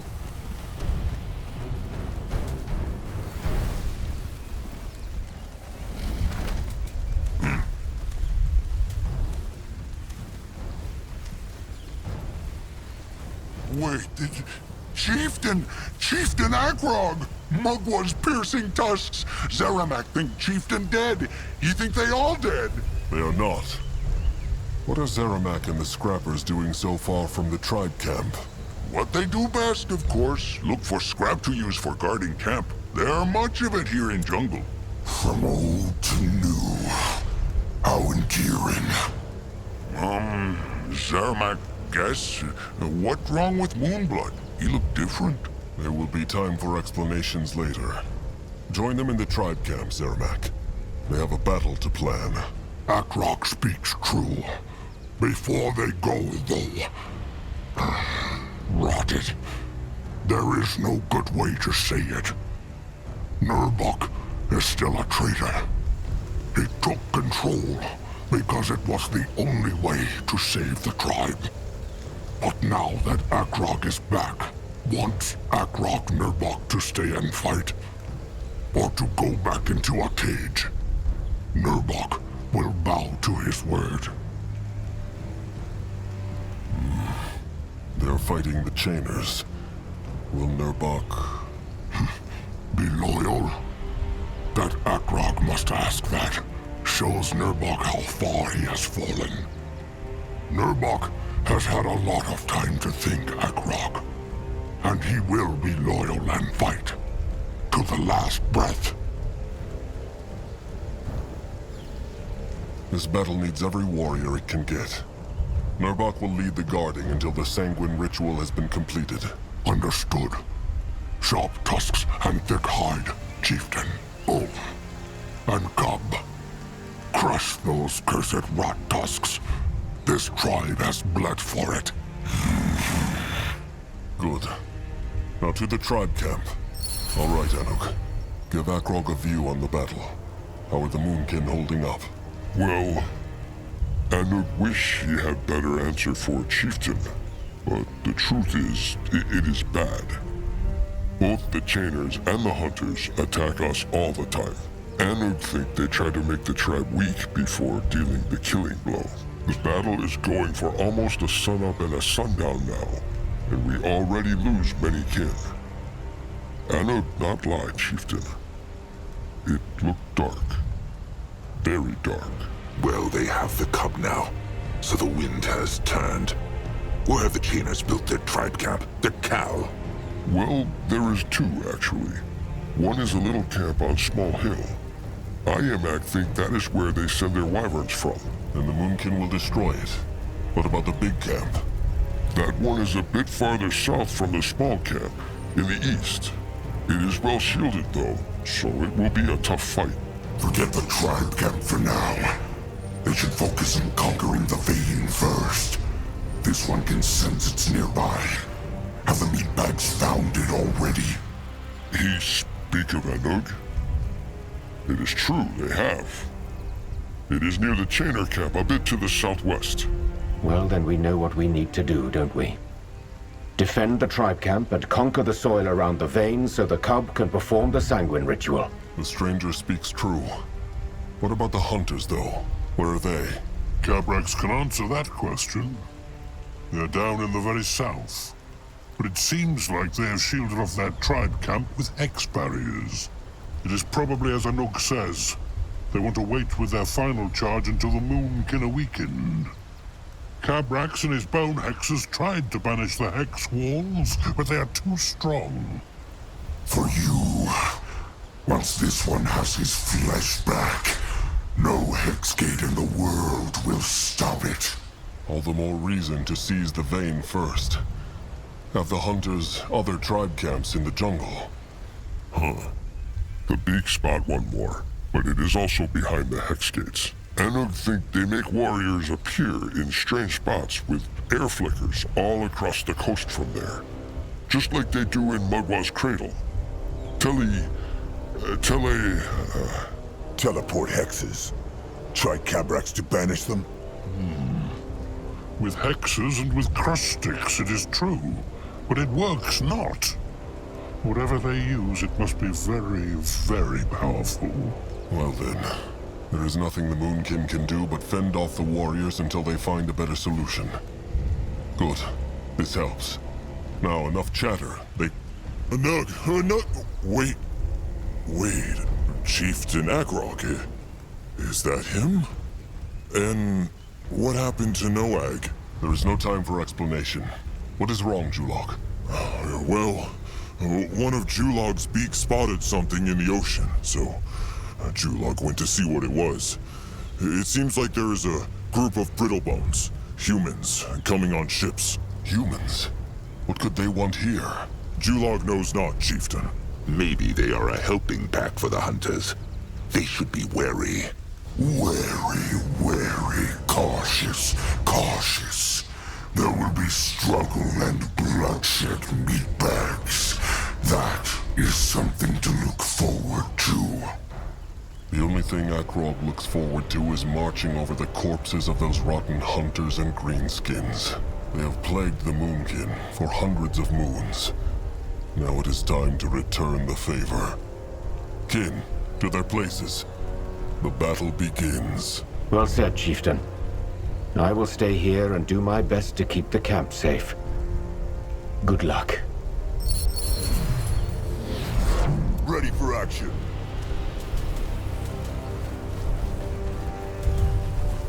Let Zaska get a proper look.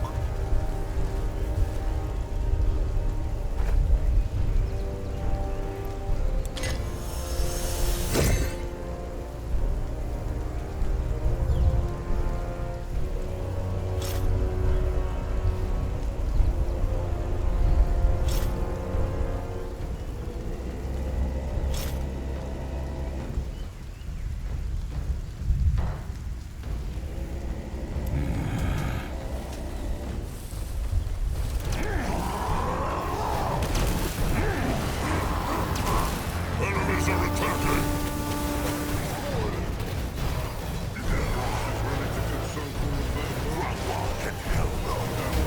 Zaska, prepare a little something for them.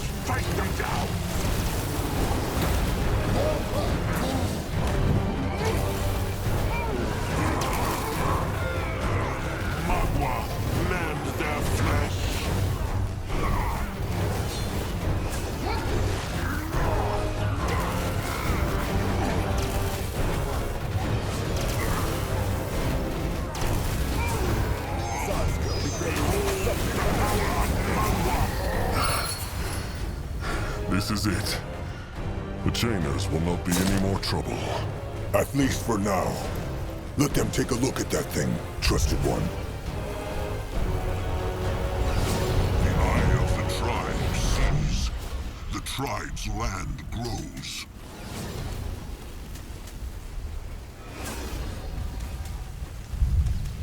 Moving on.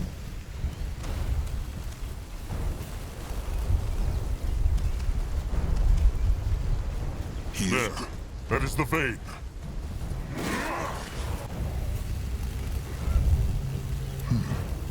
Fine.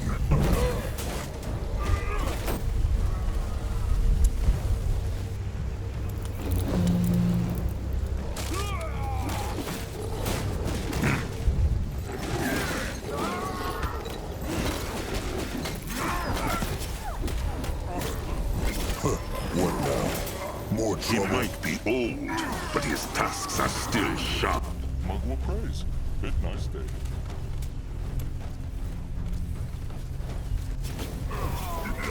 Akrog is listening.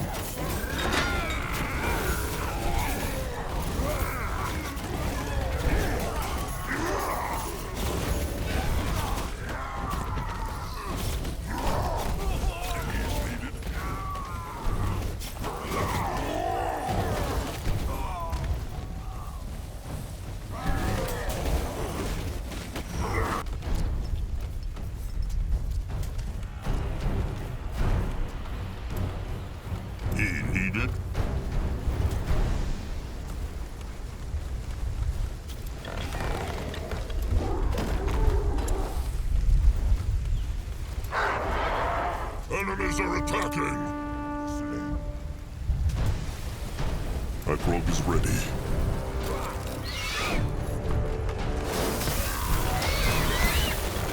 The eye of the tribe sees. The tribe's land grows.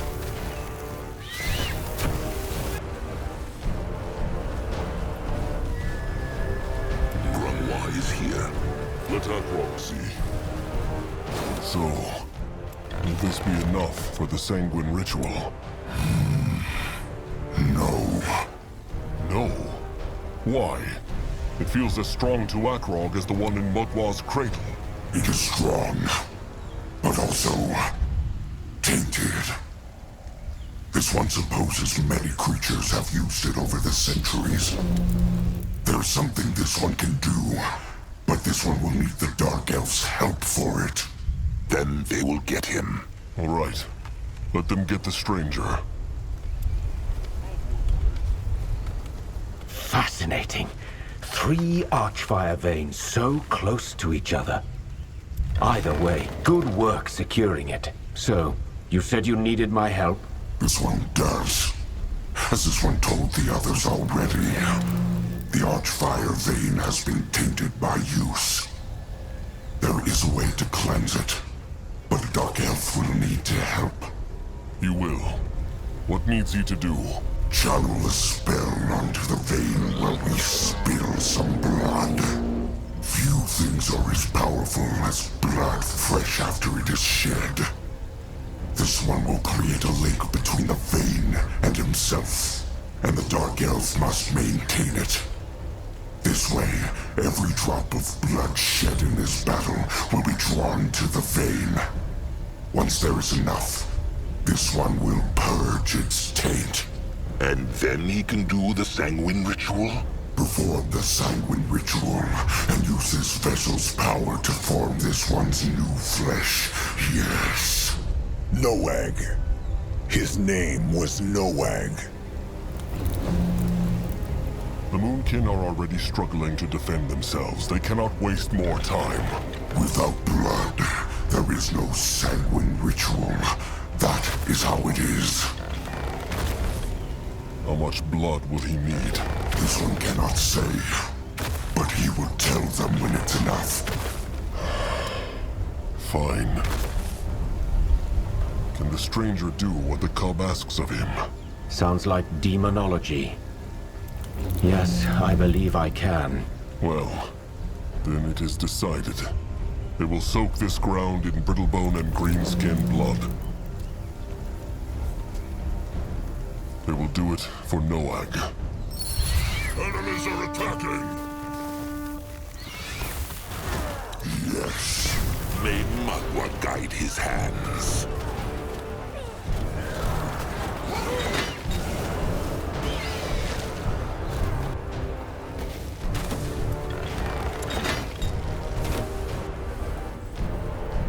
What next? The building is done. This is it.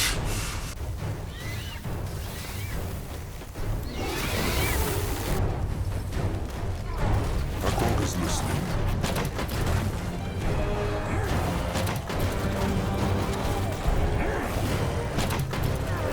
Yes. This looks interesting. They take care of it.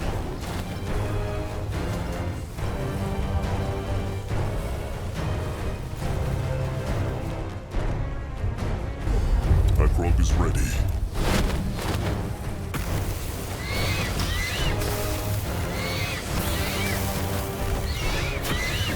Why must they plague the Moonkin? Only fools challenge the Moonkin. Good work. But there will be more.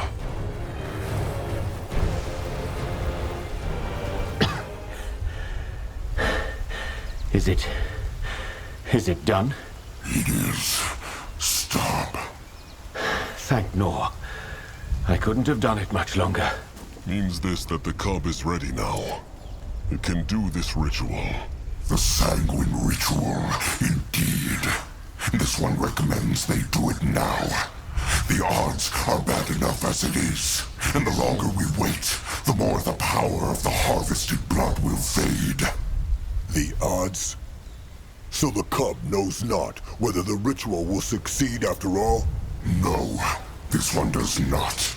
The ritual does not always work, meatbag. And waiting will not help those odds. Huh. Why is Zazka not surprised? The cub should have told them this. It should have told them. What? So you would have refused the pack in your foolish fear? Every fight where victory is certain is not worth fighting, meatbag.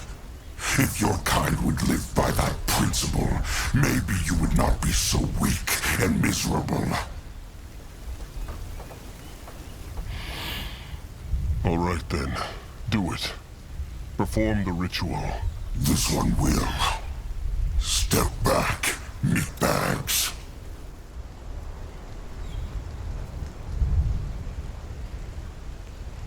Zarek, give this one strength.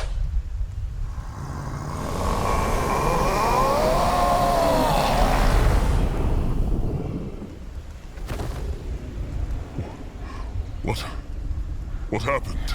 I don't know. But the field dog's energy, it's all gone. And your brother, he's still... Big blood. Others, no egg! No. No, let Noah go back, Big Blood. No, let him go back into Misty Water. Please. Akrog will not. Whatever Noag saw it was just a bad dream. Everything is all right. Nothing all right. No dream. Noah died at Easy Moonlit River. It's terrible. Just water and cold and dead and whispers and floating. There no crumple, no sire, just corpses. Noah's so afraid. Noah no want go back. Noah won't live. He is confused, Chieftain. His mind, it is hurt. Noah want live. Little Blood. Little Blood. Gone. He is dead.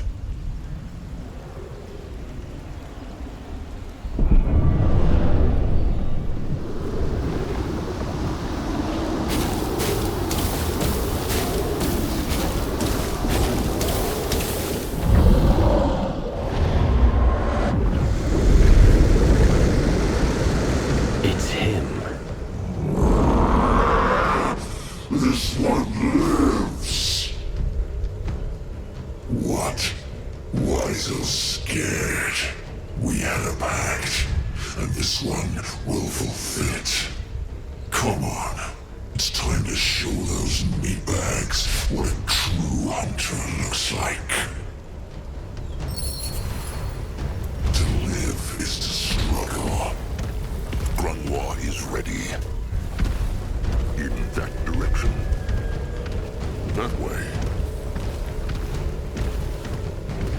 They will not get away from Zazka.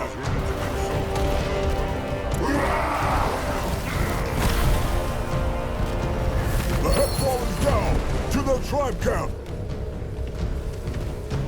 He might be old, but his wrath is done. Only fools challenge the Moonkin. Why, Zarek! Is that... Save us. What? This is all? You are no warriors. You are ants. The power of Grunwar. Even the lords would not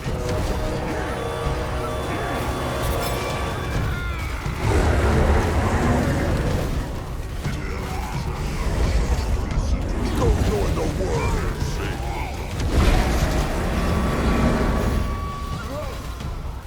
He is going. They messed with the wrong tribe. Crush weak. May Magua guide his hands. Can Zazka help?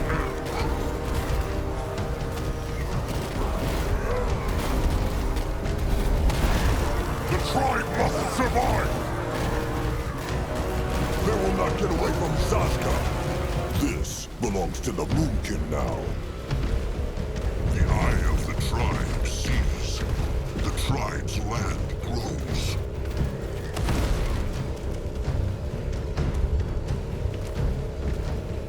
Great! More problems to smash.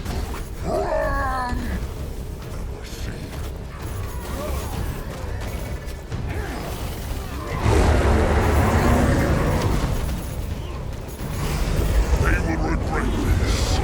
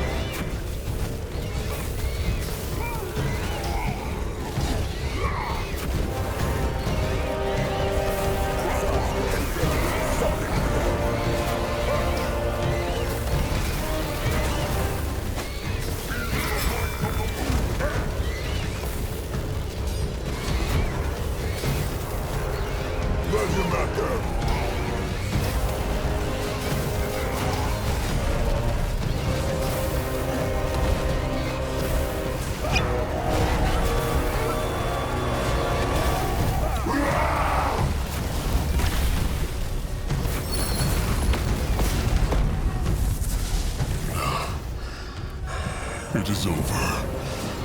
They are dead. Indeed. This was no battle, troll. This was a slaughter. This one had hoped for more.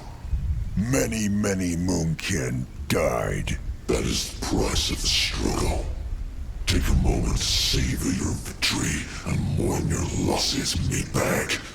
Then gather your kin at the vein. This one still has the second part of his pact to fulfill. He means?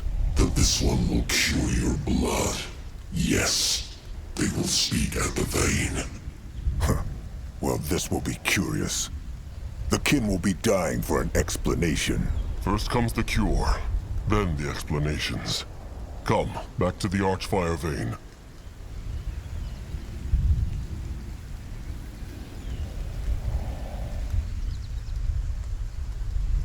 Did you beat those fools? The Tusk Hunters are dead. It is true. And so is Noag. Everything comes at a price. Well, you should talk to the creature, Chieftain. I believe there's something else it must do. What on Urgan? Meatbag, are you ready? Akrog is. But he wonders how this hex will work. How can the cub just undo the blood rot? You would not understand even if this one told you. Just let them finish this. All right. Do it. Cast the hex. This one will.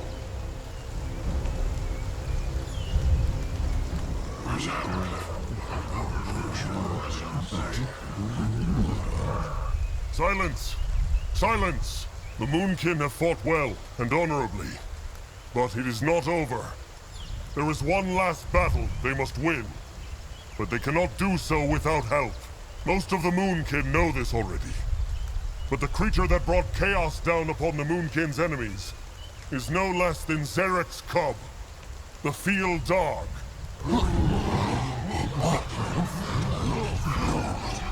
Through a great sacrifice, the Moonkin... Chieftain. The cub has not only promised to crush their enemies, but also to cleanse the Moonkin's blood.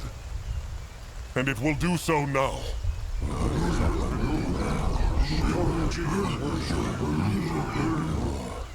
Do it. So be it.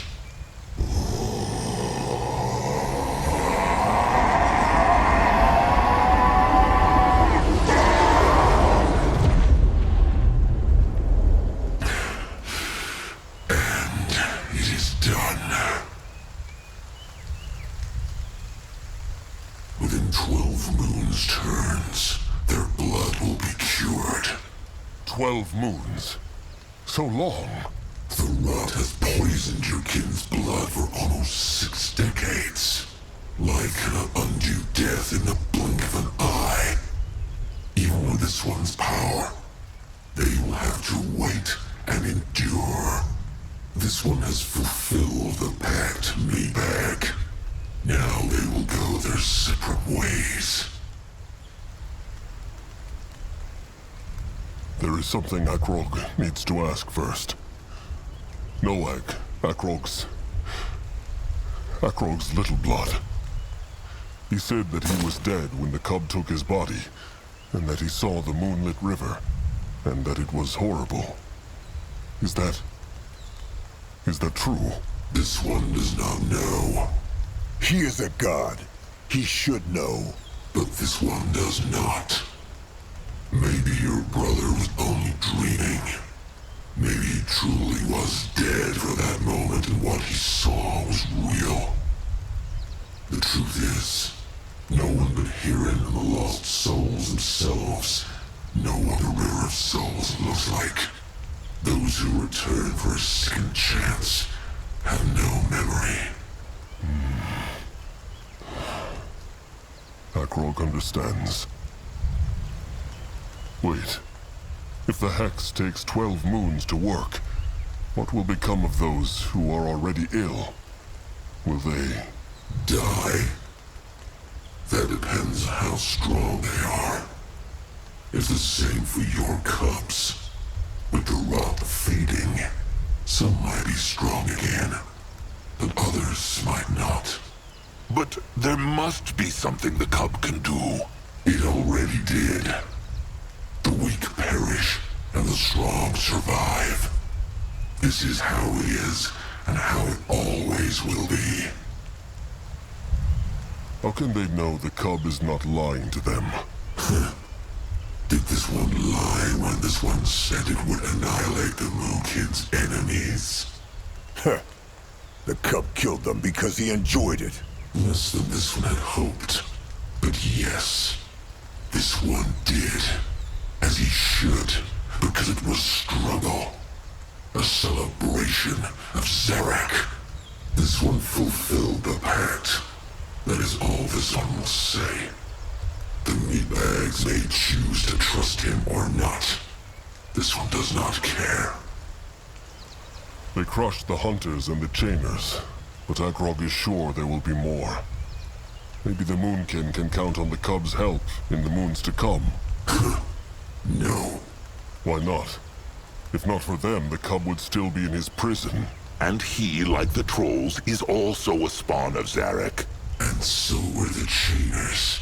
Yet this one annihilated them. Why? Because you, through your pact with this one, were stronger. It's time you face it. As long as you trolls stay this weak, you will be hunted and dominated. Such is the struggle. Then what are they supposed to do? Die? No, you foolish meatbag. Fight and survive. This world is full of predators. And someone as powerful as this one is not safe from all of them.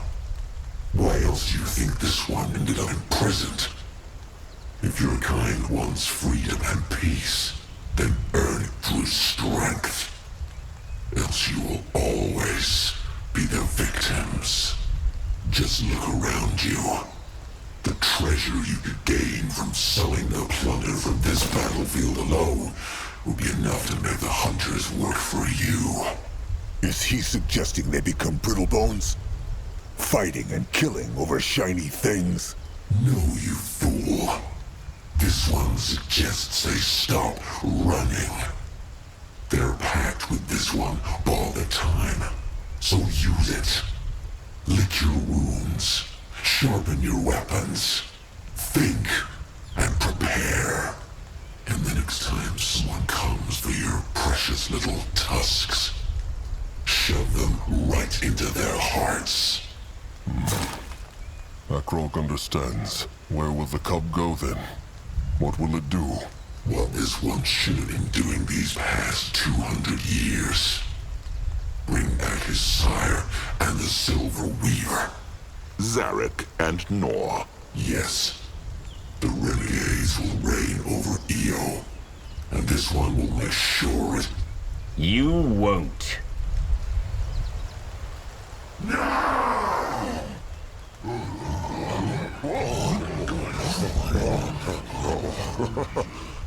What? Stay back!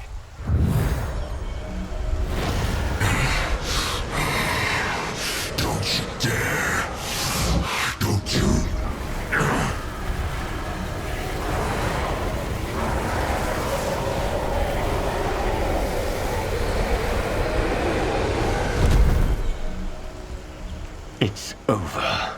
Is he? Not dead. Just trapped. Thank Nor I had the vein to feed on. I couldn't have done this without it. Akrog understands not. How and why? It's a long story and one I'd rather tell to fewer ears. How about you savor your victory first? You've done it, Chieftain Akrog. You've crushed your hunters and cured your people.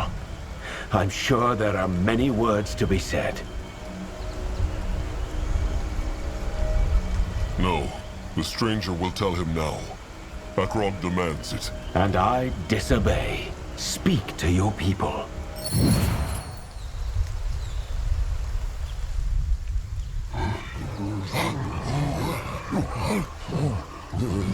Say something, Chieftain.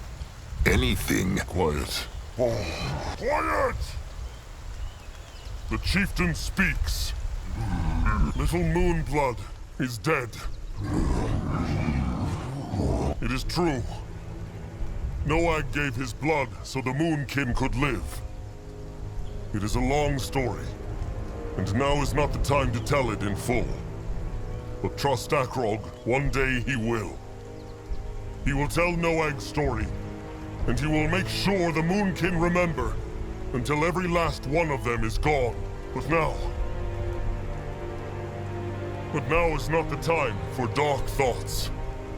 Not for Akrog, nor for all those who lost trusted ones and kin today. The dark thoughts will come, and they will be strong.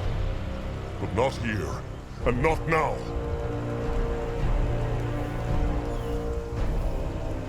Because while it is true that the Moonkin have beaten their hunters, they must not fool themselves. It was only through little blood sacrifice and all the Moonkin bloodshed that this victory was possible. The hunters will return. And if not the Brittlebones or the Chainers, then others. Oh. But means this that Akrog is afraid? No.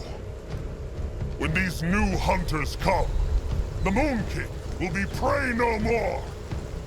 They will await them with sharp tusks, thick hide, and the wrath of a tribe so powerful, they will make even Zarek shiver in fear. Rotted, they are Moonkin. One of theirs stands bigger than 3 greenskins. One of theirs is stronger than 10 Brittlebones. So how it can be they let themselves be the victims for so long? All these moons. All this time, the tribe ran because they thought they were too weak. Yet here they stand, bathed in the blood of the fools who thought they could hunt them like animals. Zarek favors the greenskins? Well, rotten let him! The Moonkin will survive. And not only because they are Mugwa's chosen, but because they are warriors!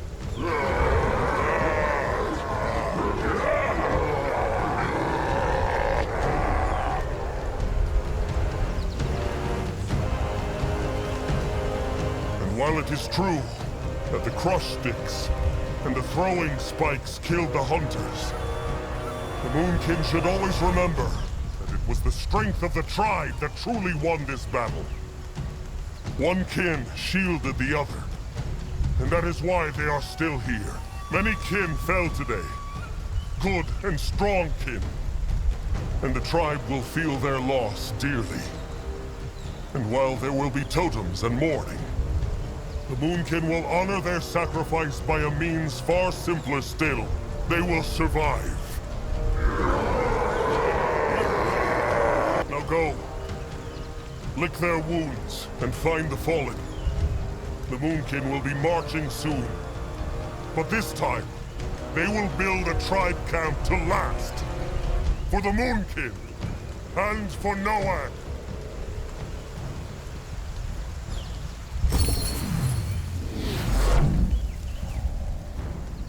A speech worthy of a chieftain.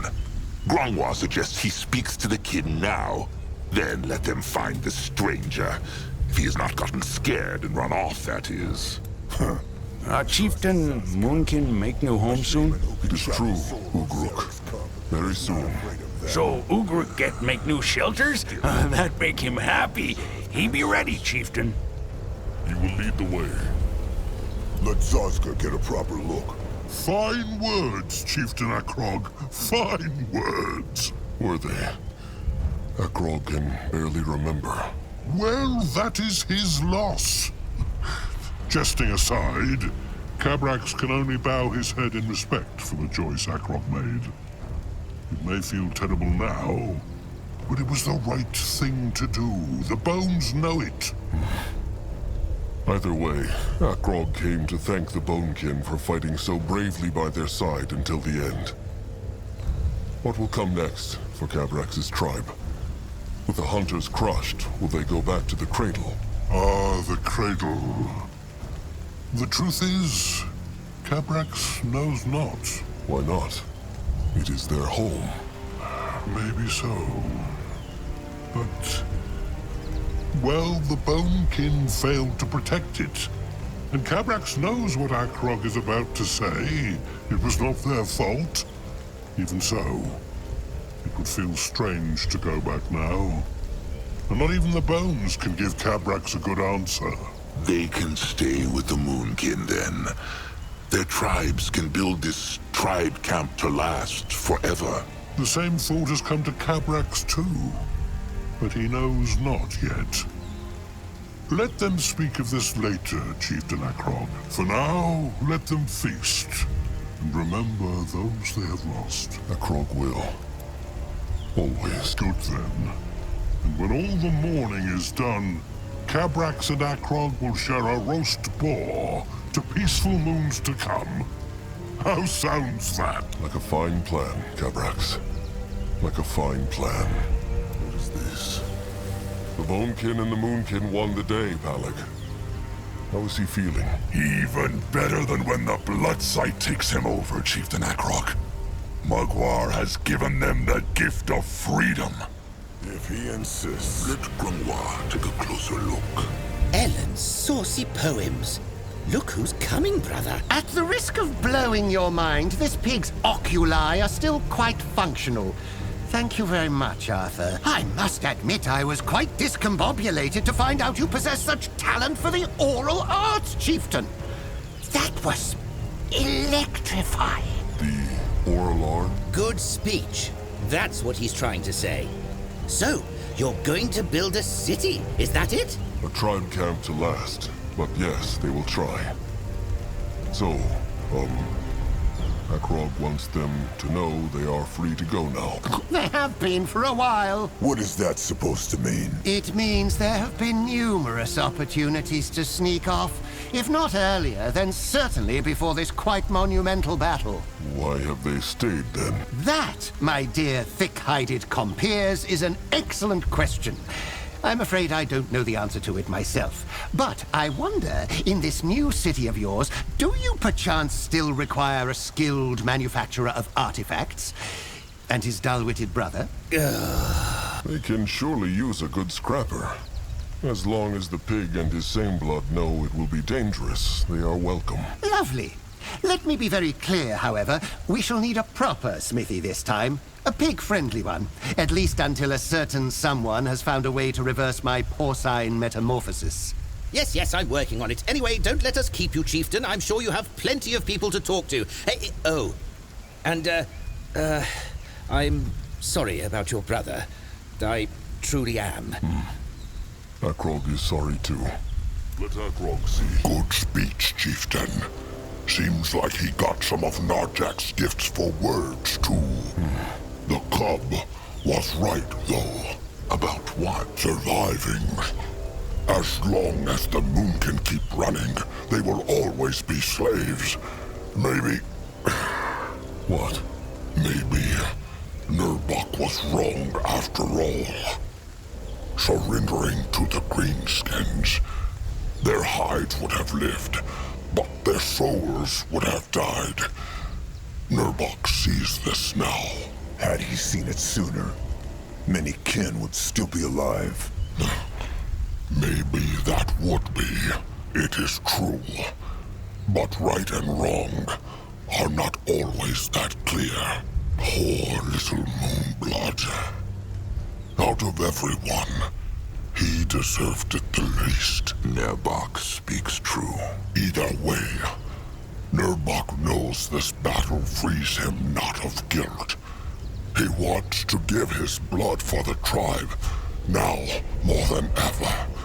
But if the chieftain decides he should stay in shackles until Mugwa takes him to the Moonlit River, he will accept. Time will tell. It will.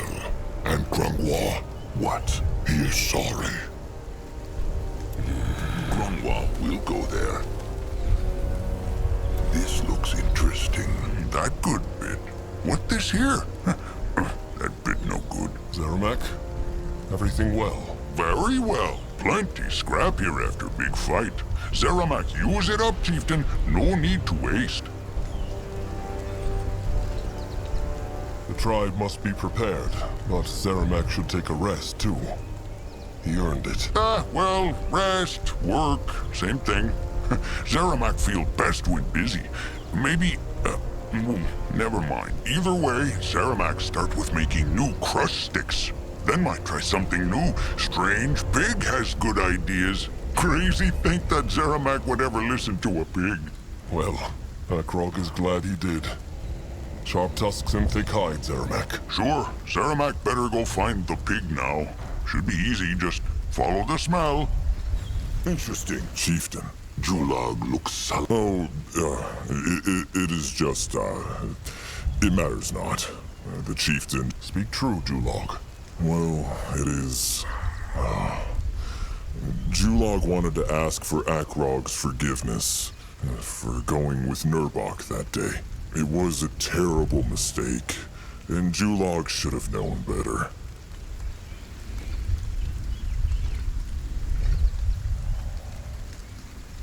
What is in the then has no meaning for the now. Julag is forgiven. This means a lot to Julag. First Talag, then Crumb. Now Noag. Tusks. Why last nothing? Nothing at all.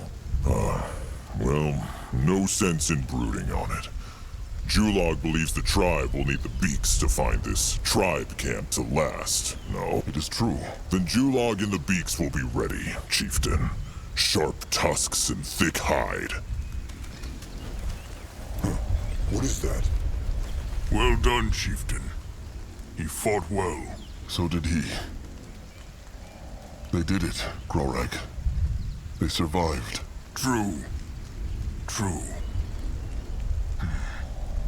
A shame it is too late for Krasik. But Grorag thinks he can hear that foul tusk cheering from within the moonlit river. Or farting. Grorag cannot be sure. Sharp tusks and thick hide, Grorag. Sharp tusks and thick hide. All right. Let them find the stranger. Time for answers.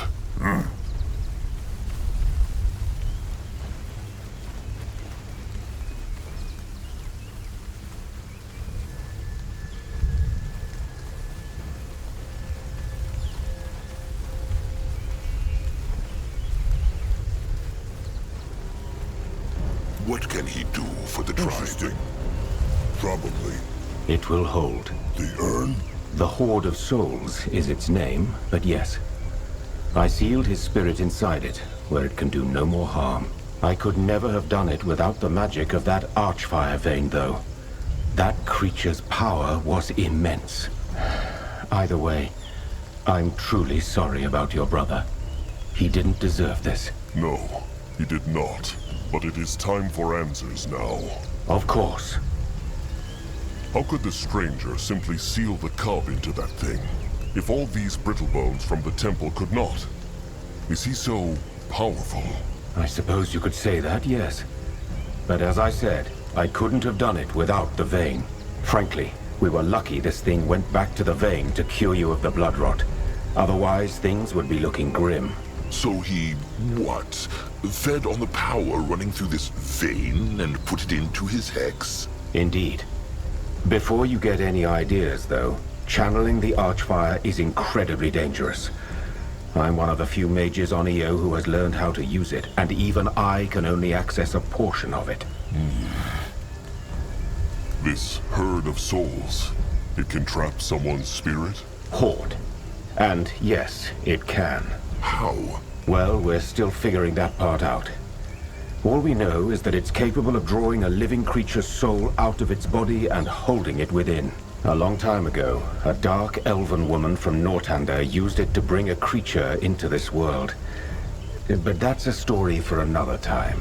And Sazka has had enough of stories and legends to last him a lifetime. Back in the tribe camp, the stranger said Mugwa's cradle was an Archfire vein, just like this one, no? That's correct. I'm impressed at how powerful both of these are, truly. Most are just a needle's eye, while these are just a hole the size of a fist. This means the magic of the cradle never had anything to do with Mugwa, no? It is just like the cub said. She is only a fantasy. Well, I guess it depends. Speak true. Fine. If your goddess exists, then she cannot physically influence the world the way the Guardians or the Renegades did. No. A god with no power is no god at all. Oh, I wouldn't say that. An idea, ideals, or hope cannot crush walls, but the people who believe in them certainly can. There are dangers to faith, but I think it's safe to say the faith of the Moonkin and the Bonekin led them to places most of your kind would have never explored on their own. No. No, Grungwa believes this not. How knows the stranger Mugwa exists not? How knows he the vein is not her blood, as the trolls believe? Believe this nonsense not, chieftain. Just because the Guardians and the Renegades march around showing their tusks to everyone means not that Mugwa is not there. Think about the Eclipse goddess Tiara. Not even the stranger knew she existed, yet she did. And she was more powerful than all the other Guardians. By that logic, I could invent a god right now and claim he exists because you can't prove that he doesn't. Mugwa has been with the trolls for centuries. And even if she were not, one needs not see the root of a tree to know they are there. What the stranger says is just more of typical brittle-bone ignorance. They see this Archfire and think their tiny brains have understood it just because they have looked at it long enough. The chieftain should not let this nonsense shake his faith. All these visions Narjak and the elders had, they meant something. Mugwa is there, and she is guiding Noag through the moonlit river right now. That is just what it sounded like when Noag woke up. He was dreaming. The cub said it himself. Little Moonblood was not dead, only sleeping. What Akrog did believes the stranger it was a mistake. It's not a Brittlebone's place to judge. Akrog is not asking for judgment. He is asking for the stranger's thoughts. Would he have decided differently? Let me put it this way. I wish I could say that I had not. A foggy answer. But the best and most honest I can offer, I'm afraid. The stranger will tell Akrog the full truth. Who is he really, and why came he here? Was this his plan from the start? Trapping the cub in this thing? It was. So Grungwa was right. To the stranger, this was always only about the cub. First and foremost, yes, it was. You have never heard of the Circle, have you? Zazka presumes he is not talking of the shape. No, the Circle is a... how to put it? I suppose you could call it a band of powerful shamans from all races in Northander, light and dark. Ever since a Nortandian corporal called Tahar discovered the Archfire, the Circle has devoted itself to understanding it. I am one of those shamans. A Circle mage, as people call us. Light races and dark races. So the creatures of Zarek and Nor have struck a pact with the creatures of the Guardians. Certain ones have, yes. And it's a very peculiar pact. But that is a long story, and I doubt we have the time. So this circle sent you to find Zarek's cub. It's a little more complicated than that, but yes, I came here to find out whether the rumors of an imprisoned field dog were true. I found out they were. But also that I would never be able to breach these portal seals myself. Which is where you, the gifted Chieftain Akrog of the Moonkin, come in. Is he saying he knew about the gift of spirits? I'd heard about it, yes. I'd heard of creatures from all kinds of races with that ability. But you were the only one I could find on Urgoth. Wait. So the stranger had already been inside the temple before the Moonkin went in? Yes. I'm sorry about the duplicity, but considering how little that great warrior of yours trusted me, you'll understand why it was necessary. And he was right to distrust him.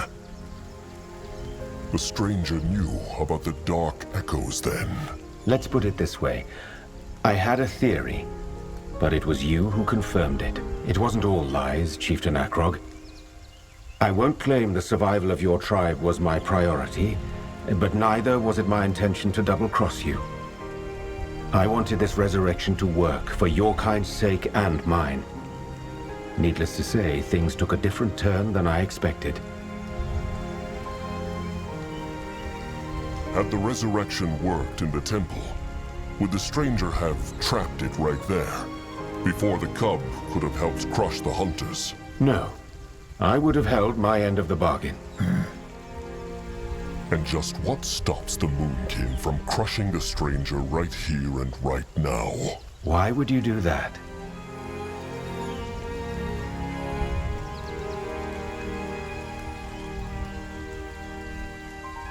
Because he lied to them. Perhaps I did. But what difference does it make? Other than make you distrust me even more, disclosing my intentions from the start would have changed nothing. You still would have chosen your tribe over your brother. We came this far together, Chieftain. Let's just leave it there. He is right, Chieftain. Let it go. Wise words, Elder Grunwar. Well, Akrog is glad the stranger got what he wanted. At least one of them did. Oh, believe me, I'm far from having what I want. If you will accept a word of advice from me, I suggest you go south to the coast to build that new tribe camp of yours. The swamps will act like a natural barrier for you. Then this is it. Yes, Chieftain Akrog. This is farewell. I wish you and your tribe all the best. May you build this tribe camp to last. And may your brother find peace in the River of Souls. Wait. The stranger knows all their names. It is time he told the Moonkin his. That's fair, I suppose. My name is Wraith Skadar. Farewell. Gone. It is true. Well, let them return to the tribe then. The Moonkin need to march. They do, but without Sazka. What? Akrog heard him. Sazka will walk on his own. At least for a while. Because of Little Blood. It was Noag, or the rest of the tribe. It was the only way to save the Moonkin. Maybe. Make no mistake, Akrog. Sazka understands Akrog is hurting as much as Sazka is. But still, Sazka just needs time away from this all. He needs time to think.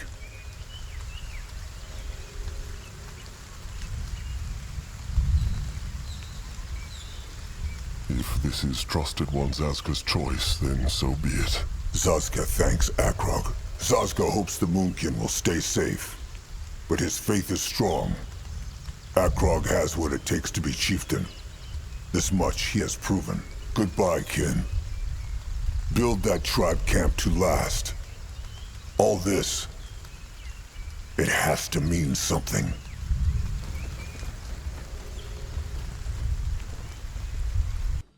A tribe camp to last. The elders still wonder if Chieftain Akrog believed his own words when he first spoke them on the battlefield. The corpse of his little blood before him.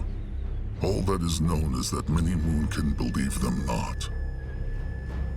After lives of running, how could they?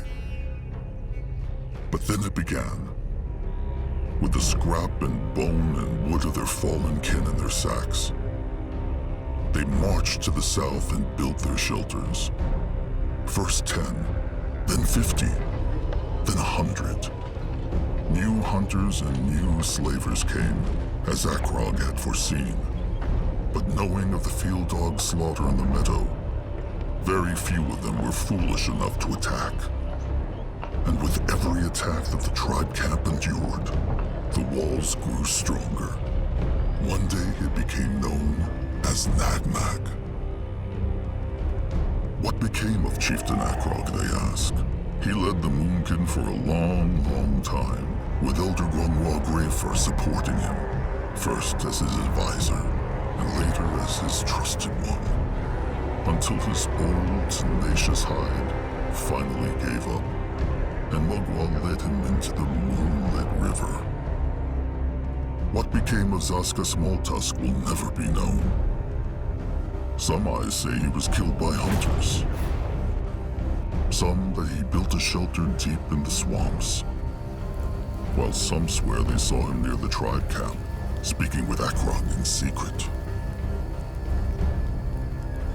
So, had he made the right choice?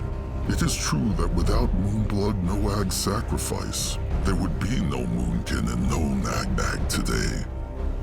But it is also true that with Noag, the last of the troll firstborn blood disappeared from Io forever. And that some choices leave scars, no matter how honorable the intentions. Such is the chieftain's lot.